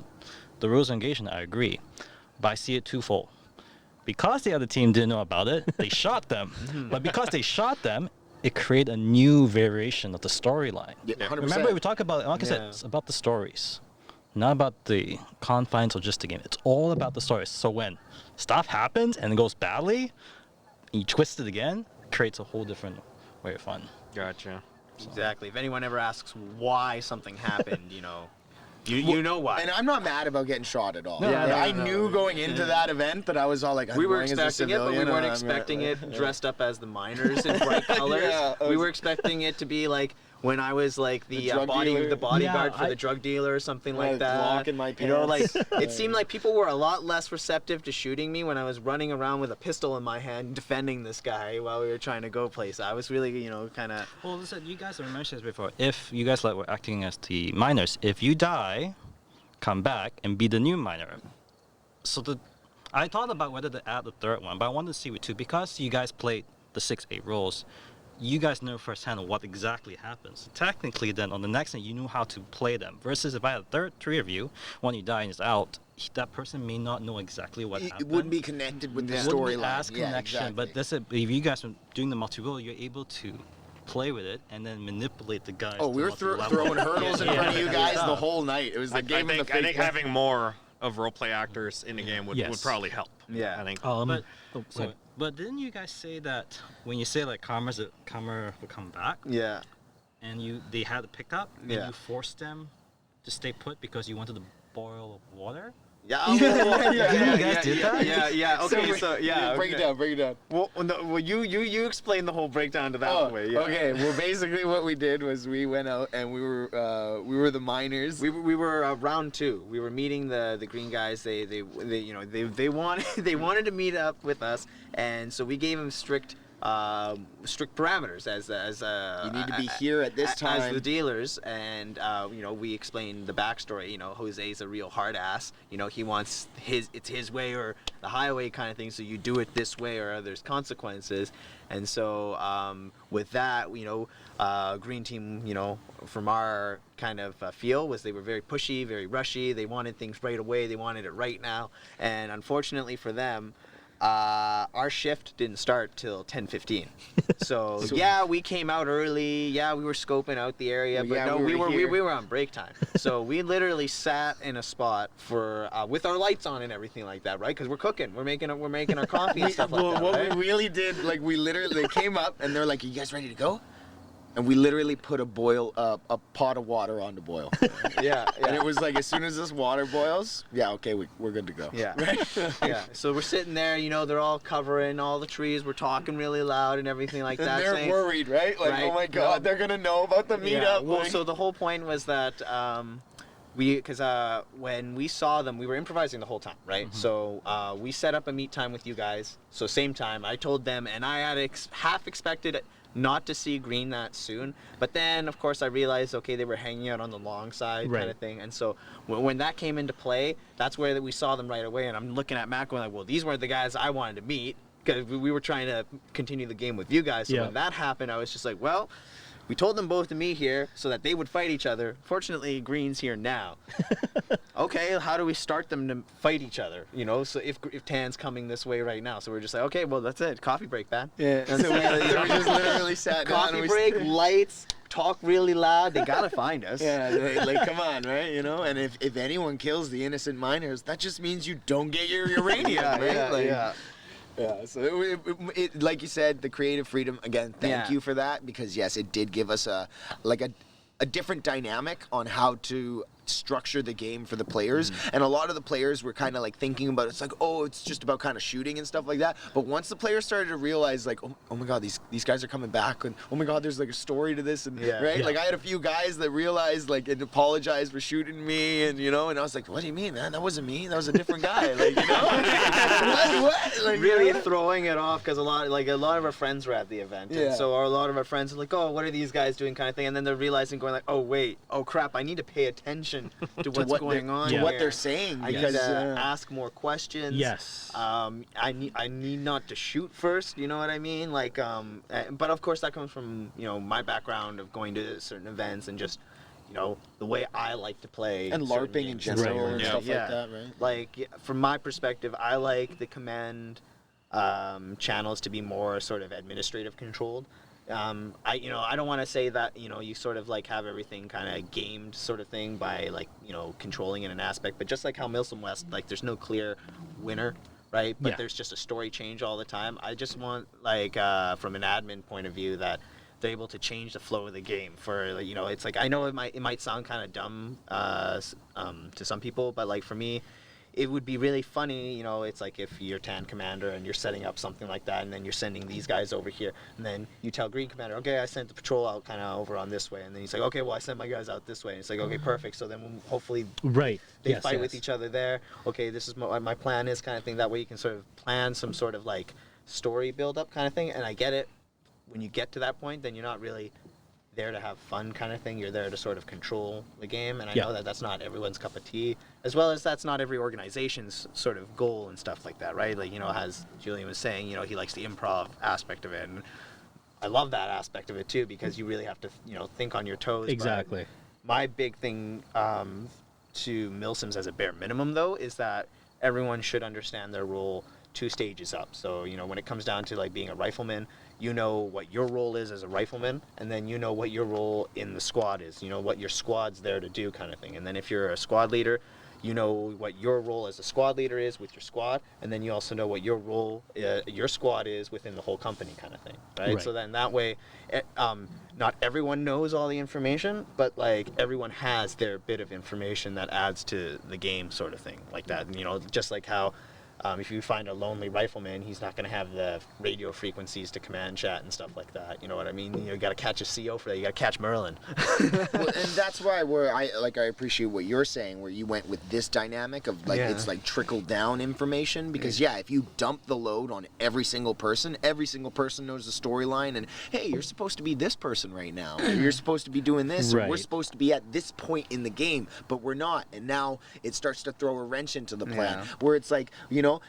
So one of the kind of frowny points on Green, but one of the good points too, was when they captured us as miners and held us for 20 minutes. After we met up with them. Well, the riflemen started interrogating us. Yeah. Right. And again, I'm giving them kind of like the role play answers that I can and stuff. But a couple of them, especially one, I think it was Paul, right? Like, yeah. He started being really like he's keying in and listening to my responses and stuff like that, and I can hear him relaying it back to command. Like, we got these guys. Let's go. You need uranium. We need to get them to the mine.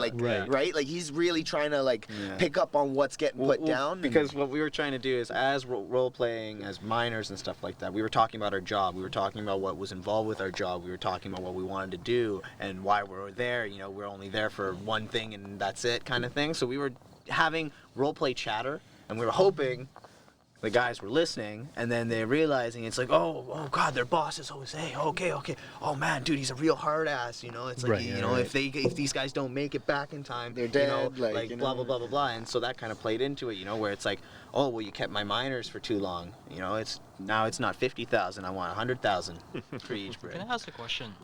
And maybe this might be my bad that I may not communicate it clearly, because for Malcolm's TAN team, there was defined instructions of what to do.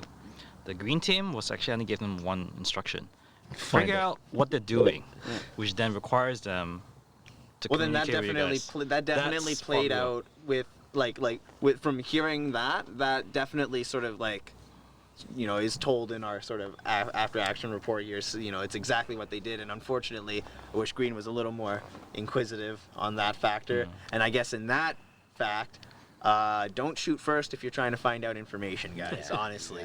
ROE.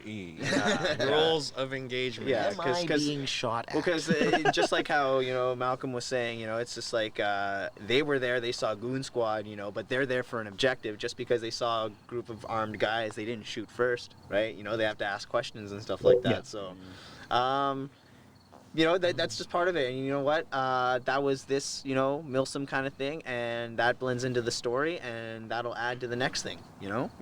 Exactly. I think at the end of the day, it was a good learning experience for everyone, especially as ASG's first op, because hearing all of these elements, hearing all of these stories, and kind of finally getting to put everything together, what it felt like was a lot of people were expecting a long drop-in day.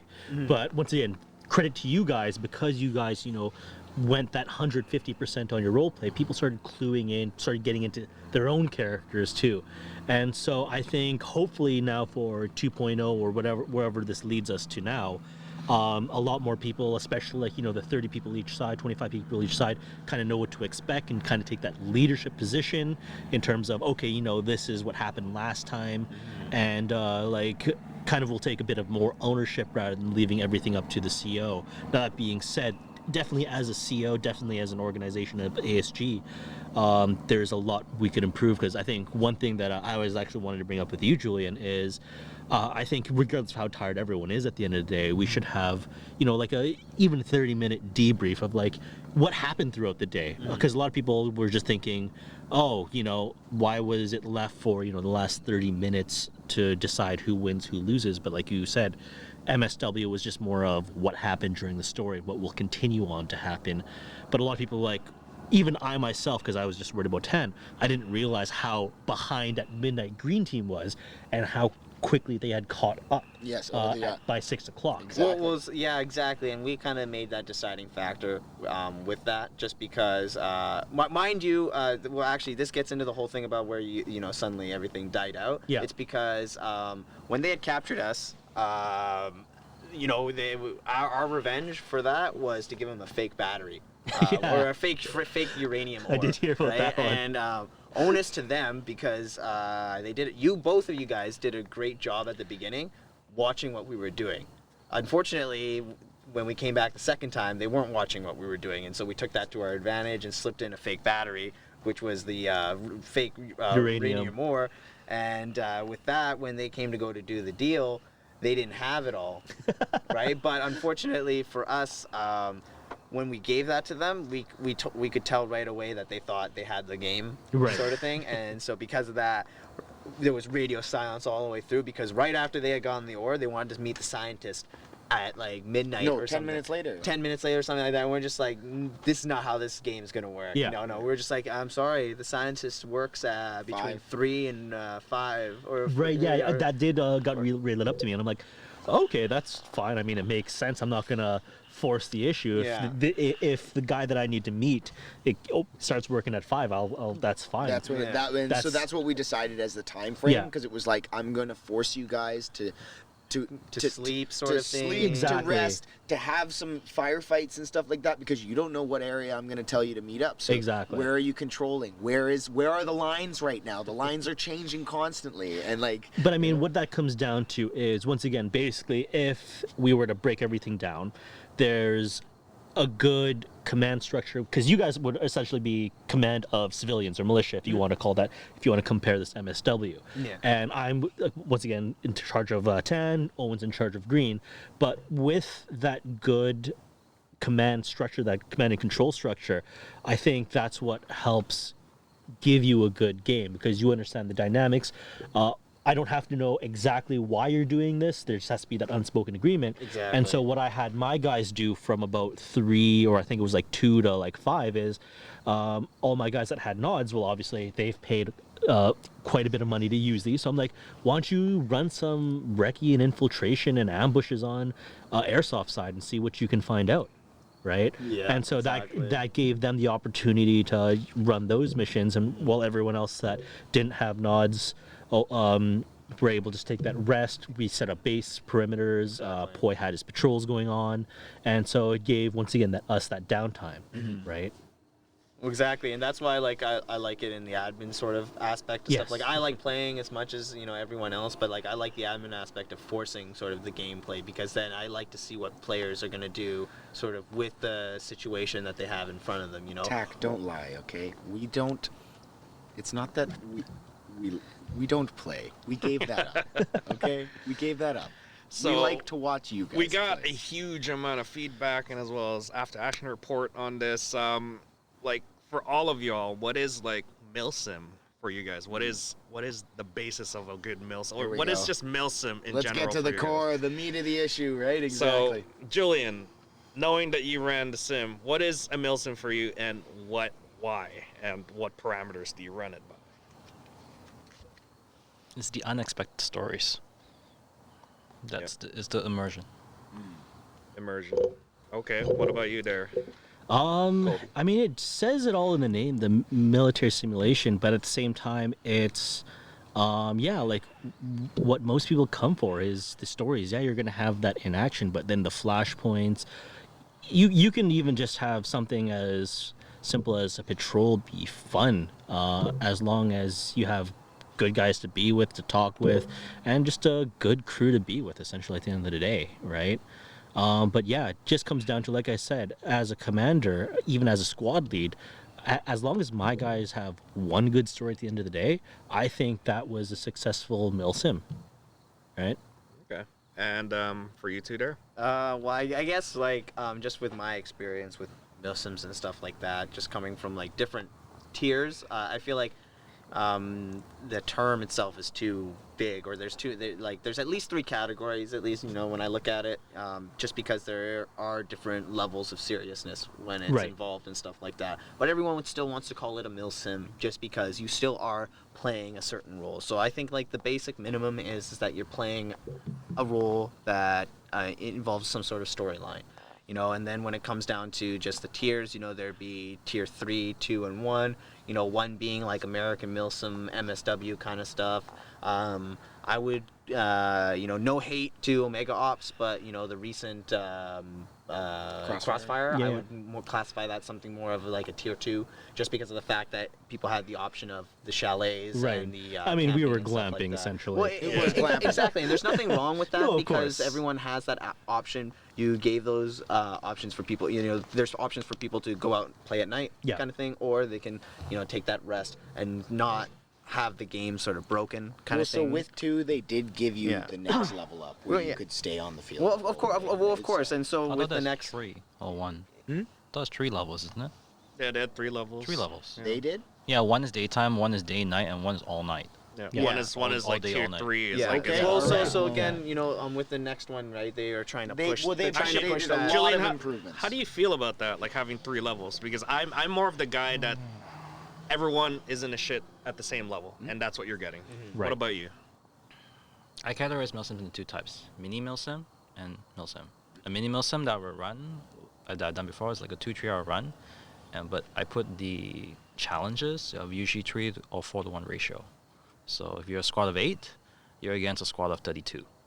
Okay. And I've run that before in the show. And I call that minimism because it's still throwing you in the situation and trying to deal with it and trying to improv and try to gather the situation. Yeah. And if you lose your guys to either being killed or being captured, well, tough. Yeah, And then you deal with now that. it's part of the game. Yeah. Exactly. And then the MILSIM, as we've all done before, full out, straight out, because So you don't split yours in levels then. Everyone gets the same sort of. because you got to tough it out and you got to experience it. But when it Gotcha. comes down, it's if you tough it out with a group of core friends, that's what matters. That's what okay. counts. Yeah, for me, MILSIM is basically military simulator. It could be, airsoft LARPing. It could be video game, like MILSIM. I've done both. So coming from both camps, having to manage, squad and platoon levels and company levels in video games, it kind of applies so well in real life. Yeah. That it's, for me, just like reading off and making all these guides, it was so easy to like follow what I've done virtually to real life. Like in MILSIMs that, for me, it's like I prefer running the squad leader role and as well as like, platoon leader roles because of the fact that I've ran it before, I know I have fun, and I know what I'm doing. And for me, the service that I provide to people is basically, hey, I know what I'm doing, let me do it, and then, I'll help you guys along the way. Exactly. So for me, MILSIMs is like sort of like an escape from what Airsoft is what they don't have, is that, we're going to dive into it anyways, the command and control structure, right? Like, how important is CNC for a MILSIM?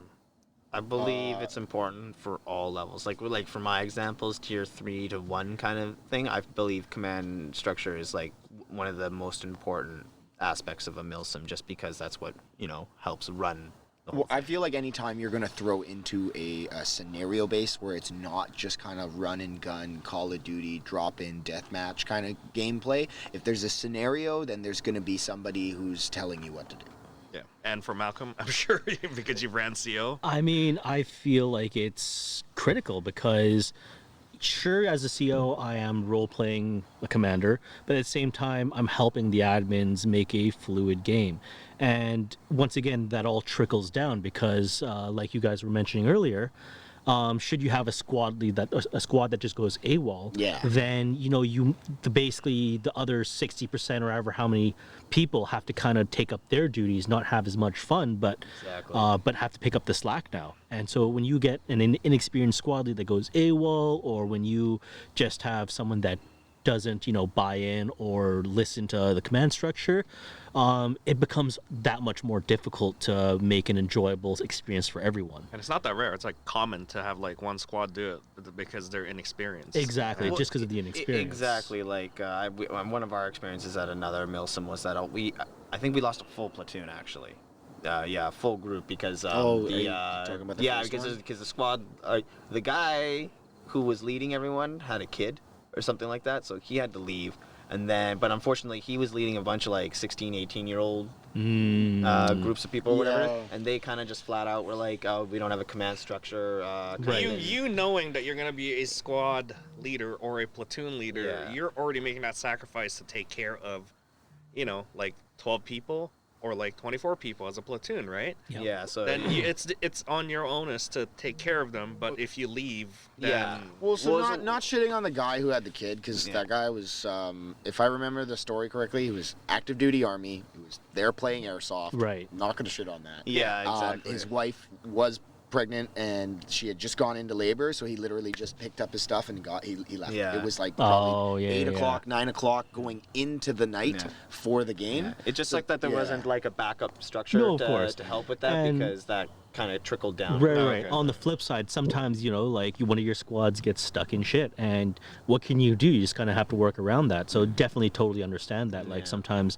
you send a guy on patrol, you expect paper plans always fall apart. You expect them to go A, B, C, and actually now you're going from A straight to Z, and now you got to problem solve how to fix everything in I between. think we also should put a disclaimer what MILSIM is. MILSIM is military simulator. It is not active war or any It's not a war- drills that the yeah. military does. It's they not a do war drills. games exercise that the War military games are guys- different. Like, it's still Well, and dangerous. even them have a storyline and have a purpose, right? Yeah. Like even so- even when they go out and do their even the ship battles that the navies do, where they blowing up like that test frigate or whatever it is, they still have a story behind everything. You still have a big responsibility of taking care of like this Yes. huge ship Yeah. with men underneath, and a command There's a lot control more center. responsibility involved. But in here, Yeah. it's Airsoft. Yeah, I understand that you could leave, right? But again, if you're signing up for a role, right? Like you have to take that role and responsibility with it. I get that you have to leave. Yes, that's not a problem for me either.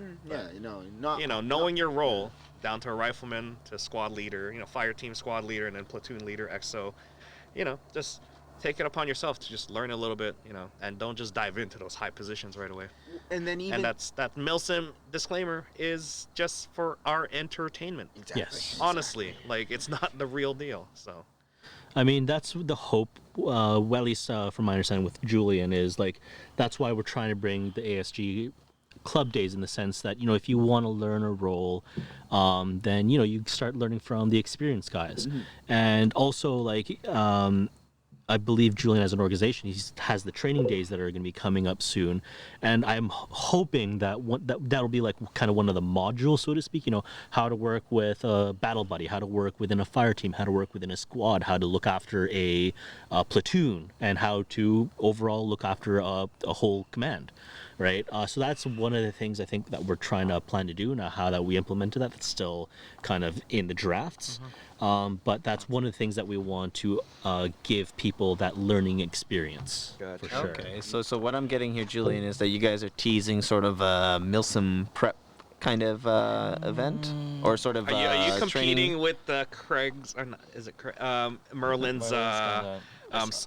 What is it? Merlin's survival training. Isn't academy? I think We, that's Merlin wants to do some kind of like combat readiness thing. But it's so, more tiered though for MILSIM Rest. Correct me if I'm wrong. from what I understand. So yes. my impression of Merlin's thing was more of a tier 1 aspect. Like it comes right down to the fact, like for instance, like in our aspect, we got dropped, helo dropped, in a random location. So, let's say you're in some place that you've never been to, mind you, like separate from the He teaches you how to like triangulate yourself and figure out. Yeah, so it's survival, and Yeah. then how to like set up proper patrols, how to set up base defense, how to set up ambushes and all that fun jazz as a group. I think it's just got a limited amount of group that they're gonna do first. Where yours is more focused towards the individual, the buddy, and then you can go to the group dynamic, right? Mine's more the design that I'm trying to work with the guys is to do foundational skills. Of course, the fundamentals, right? Yeah. Fundamentals, and start from there. From single to buddy to team, and then from there, seeing on our interests, then we might create specialized modules too.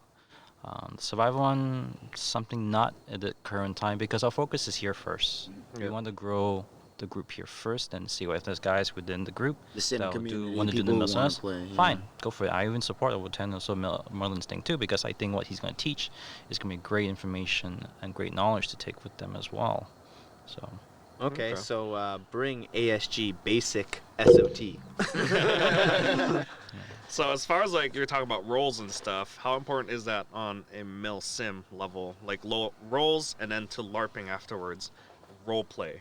Like, is it direly important to role play, or is it just one of those things that it's like, Because for me, like, role play adds so much value to a MILSIM because of the fact that MILSIM is basically considered a simulator. And then with the simulator, you're basically role playing certain roles, right? So role as a fight, if you're just a regular rifleman, then that's your role as a rifleman. And then if your squad leader goes down, then you take over as a squad leader or fire team leader and stuff like that. So how important is that? That applies to command and control structure, but is role play important for a MILSIM? Being in the mindset as the role as we talk, I think it's very important because you're trying to, again, immerse yourself, like we said, military simulation. Know that guys in platoon leads, company leads, CO leads are a little different. Not everyone can be it, and this is where it takes time for peer-to-peer training each other up to be on that level. That's why you're offering that training so that you can build up people to that. So the community sort of is kind of they have an idea who they have within their own community that they can kind of like work even with. like with Malcolm and Colby, Owen and Tech, they're not volunteer themselves. I voluntold them. Bottom line, because in any MILSIM organizer, if you have not the greatest COs, the dynamic of the game changes. So that's why we had separate administrative channels with the commander. So if something is off, we'll do rebalance, and then having Tech and Mac adds a whole different, like you said, the role-playing aspect, a wholly dynamic balance piece too. And I think in any MILSIM that's very important because in the end of the day, the goal as an admin, the goal as the game creator is to make sure everyone walks away with a story, have fun. No one wants a crappy experience and not come back, and that's not the point. We want everyone to try to have a good experience, but that requires not just me, it requires a team effort of administrators, commanders, platoon leads, squad leads. You guys are all our pinnacle in making the game fun, not just for us as the guys that enjoy the game, but the guys below us. And that's very important because I've seen, there was one game I played, Cold Front or something like that. I was company lead assistant, so we had 48 guys. And then they gave me a guy that was just retired army guy as the company lead. He didn't know how to do anything, so I ended up managing the entire company after the first hour. Okay. And the best part about that, Retired? What? they had us do where you drive out, you hop in this truck, okay, and the truck drives you and puts you in. It was actually a D&D base, retired, somewhere in Saskatchewan or something like that. Wow. Where they drop us was about maybe 2 clicks away from the base in a residential area. So we all got off. And we're walking through and we're saying, this seems really immersed. People look at us like, wait, there's people here. And we're walking through their neighborhood to the field. Full tack rifle, full tack bags, everything. With guns and everything. I guess my big question is, did the community know this event was going on? I'm going to say yes, because the cops then pulled up on us. Okay, all right. And then I think we had one of the other admins that ended up talking to them. And they told us, just keep walking. And we just kept walking into the AO finally. That's hilarious. Wow. Okay, so that's early mistakes. Happened.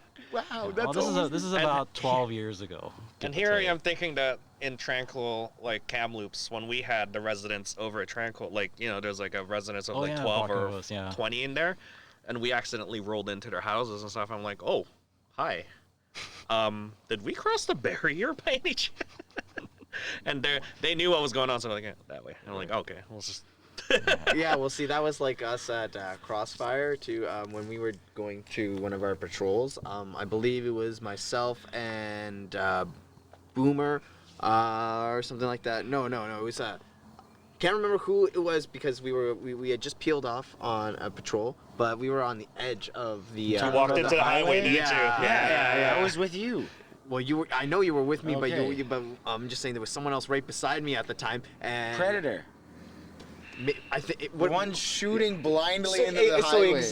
exactly. Oh. So and this happened, and I had these people looking at us through their car windows going down this way, and I'm wondering in my head, it's just like, I just broke my immersion right hardcore there. I just hope to God that they missed, hop up wasn't done, and don't hit cars. Well, that was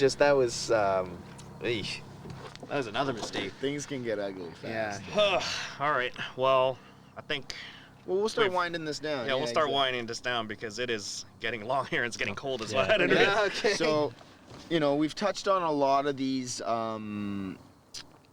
topics here and everything like that play into a MILSIM and everything like that. And of course, like, we've kind of come down to the factor that at the end of the day, our goal as administrators, role players, players in general of the game and everything, is to kind of walk away with that story of, oh my God, I just spent so much time doing it's this. Entertainment. It's entertainment. Well, Let's boil it down. Yeah. MILSIM is an entertainment, and your jobs as an admin is basically catering to the client, which is basically giving them the experience, the simulation, the military simulation that they're getting for their entertainment purposes. I think that's what it boils down to. And then going back to how important I believe command and control is, I believe, you know, they set the tone for the rest of the players. 100%. If, you know, I start interacting with you saying, oh, hey, Juan, what am I looking for here, right? I think everyone else kind of starts to clue in. Especially with this being a very new thing to the community here, itself, yeah. right? So, you know, that's why, going back to Julian's point, command and control is a very important aspect, because once again, things can break down very quickly if you have poor commanders and poor squad leads, but at the same time, they also set the tone for the rest of the players walking into it for the first time, right? Because to be fair, like, if I was to be first year walking into this rifleman and having you two like hamming it up, and then I was like, I'd be kind of scared my first time like talking with you, like, is this a thing, right? So once you have majority of people, you know, leaning into it, I think you'll get a bigger community, and then hopefully the next time people realize, oh, I'm going to a mine. Oh, they're going to a mine. This sounds like a critical piece of information. Yeah, I should be listening to what they're saying. Yeah, like leaving the ore in the mine. Yeah, like, wow, man, I'd really like to give you some ore, but ore's only found in the mine. Yeah, if you can find me that ore vein, though, I'll get you that uranium, no problem. As much uranium as you can pay for. Where'd this ore vein come from? Okay, I'll get right to work. So, as ASG, Julian, do you have any closing statements for us? Any sort of special events that are coming up or anything like that? Or any surprises that we don't know about? Mind you, this will be released Friday, so I think we do have this Friday coming up a night game. Yeah, we do. Yep. Okay. So Yeah, there is a night game tonight. we do on the push 4th. those regularly, just so you know, okay? We are always telling guys, and anyone that's made it to the end of this really long conversation, if you're not at the night game, I'm going to be asking questions. Answer your point. I have a whole bunch of plans. I've easily over the last 20 years probably wrote about 500 game styles. Busy man. Busy. Okay. Yeah. Just stay tuned to the Facebook written events, because my plans try to run one MILSIM style a month. That would be the goal. Okay. And it may not necessarily be needing 50, 100 people. It can be just as easy as 24 guys. But the challenge is and then this is for people, guys, into MILSIM that want a challenge, do a ratio of like 3-1 or 4-1, and try the complete your objective. Okay. Because again, All right. if you get captured, well, That's part of the game, That's right? part of the Yeah. immersion. Again, Do sorry. you allow escaping? Of course. Okay, there we go. Now it's in the There you go, works. people. There you go, guys. Escape from Well, Tarkov. technically, if you guys got captured, you could have. We were contemplating We it the tried. whole We tried. time, and like I'm not gonna lie, in our minds, like our easy out, we were gonna be where like we tried to run away and we got shot in the back, and they would try to heal us, but we'd be like, no, you killed them, one life NPCs, bro. Yeah. But we were like, no, Spawn later. we'll keep this going, because Colby was calling us on the radio. We might say, it's like, can we meet? I was like, you know what? These guys lost contact with the dealer, you know, so that's what we're gonna go with, kind of thing. So we kept that whole kind of thing. And like, I guess for me, you know, with the whole MILSIM kind of thing, it's like my goal for everyone is that they are able to have like a story to tell about the part that they played in the whole scheme of things, because everyone fits into the grand scheme of things somehow, and everyone's gonna have a part to play. And even if your part was, let's say, the outcome was negative in the sense that you might not have come out on top, but at least you still have a good experience, you know? Like, I have many negative experiences at a lot of my MILSIMs, but they make for some really good stories because you made it out of the situation, you know? And so it is what you make out of it, and, you know, at the same time, you know, you're there with your friends to have fun, and, yeah, you know, that's what I get out of that. I guess my last question to you, Julian, is... are these sims that you're running following a storyline? And are they going to be following a continued story based off of what transpires within the event itself? Right now for Op Shanty, this one would follow storyline. Okay. Because this technically, I forgot to write this up. This is actually Op Shanty 2.0. Okay. Because we actually had a 1.0 done about 2 years ago. Okay. All right. This will be something that will definitely push us to story because, well, it is Hart versus J Lau. So. Yeah, well, we got to keep this conflict going. Okay? Yeah. I mean, Hart Conglomerate got the trigger. J Lau's got to come in and take something from their house or something like that. You know? For everyone listening still, this isn't the last time you heard of Chewy and Jose. Oh, God, no. Yeah. That'll be good. I Yeah, can't wait for the return of them. Yeah, Exactly, and then you can have Bob and Bob, the miners, back again. You also have Goon Squad that. Oh, they Pavel and the boys did a really great job. But they're gonna be coming back for revenge since they got They got teamed up. Okay, hopefully they grew their numbers or something like yeah, that. they're gonna come back. Actually, as a recommendation, can you give Goon Squad a really good backstory? Yes. Please give them a good backstory. We will do a backstory. Yes. Because they played such a good pinnacle part in balancing. Yes. You know, you're gonna have a stalemate. Let's pay Goon Squad. Yes. And then they roll in, destroy the stalemate, and be like, well, that actually changes the dynamic so well. So having that third team exactly helps change the dynamic. Because once again, for example, if it ever got to a choke point, one commander could just say, let's pay them to deal with them or something like that, right? So definitely figuring ways and problem solving around certain solutions. Definitely having them was excellent for sure. Okay. I think we should close this off. What? Anything else, guys, that you want to throw in here? Remember, the winner is always the highest bidder. I think in your games, Julian, money talks. Monopoly for the win. Can we actually print some really cool money with people's faces in it? It'd be cool if we could get some Julian and Elliot. I want Elliot faces on some money, you know. Yeah. Pay homage to the memes. If you're writing an entire storyline out of this, and I know you are, and I know your head is crazy with ideas, let's get some proper props, right? If any one of our viewers is really good at making props, go to Julian. Yeah, tell us in the comments. Contact Julian and ASG Group. I know that they're more than willing to listen to you guys. I think the more props, the better. The more RP we get, the better, and the more entertainment value we get out of this. Well, we've grown the Airsoft community, so let's grow the sim community. Yeah, let's bring it back, because that's one thing that Julian mentioned right away is, 20 years ago? A lot more sims. Because it's more expensive, it's a sport that is harder to get into, and you're serious to get into it. Entry point now, 20 years later. Entry point now, what we were talking about, $500. $500, Yep. right? 500. Actually, I did it with $350. Okay, get out of here. Okay, you didn't have a good time. But I still managed to get a monster. But let's be honest here, right? We have the big boys, MSW, doing the stuff down south. Not a lot of people can afford to go down south. Yes. Especially right now, right? It's a big thing. Even before COVID and everything, a lot of people talk about it, think about it, and everything like that. It is a very big investment. And then even when you get down there, we're talking about preparedness and all these things, all the things that we gave you guys for feedback on, pros and cons of them, they have the same stuff down there, right? So well, with that, I believe that could be the topic for another episode. Episode 15. Episode 15, maybe. And maybe, so, who knows? I'll let Foy decide. Yeah, and so with that, guys, that brings us to the end of episode 14. Thank you to Julian and Malcolm for taking time out of their day to come out here and share their stories and please experiences. go their Facebook page, because ASG has a lot of things coming up, and we direly need not people but experienced people. And if we get more people at the bottom learning things to get to the top and their roles, there you go. The more the merrier. Exactly. So if you've ever come ill prepared to a MILSIM, go ahead, hit that like and subscribe button, boys.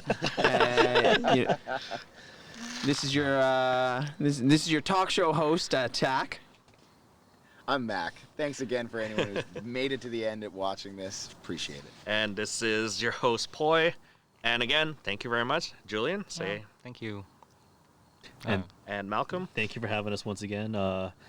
yeah, it was a good experience, and we hope to have more events for you guys. There you go. All right. See you guys next time. All right. See you. Bye.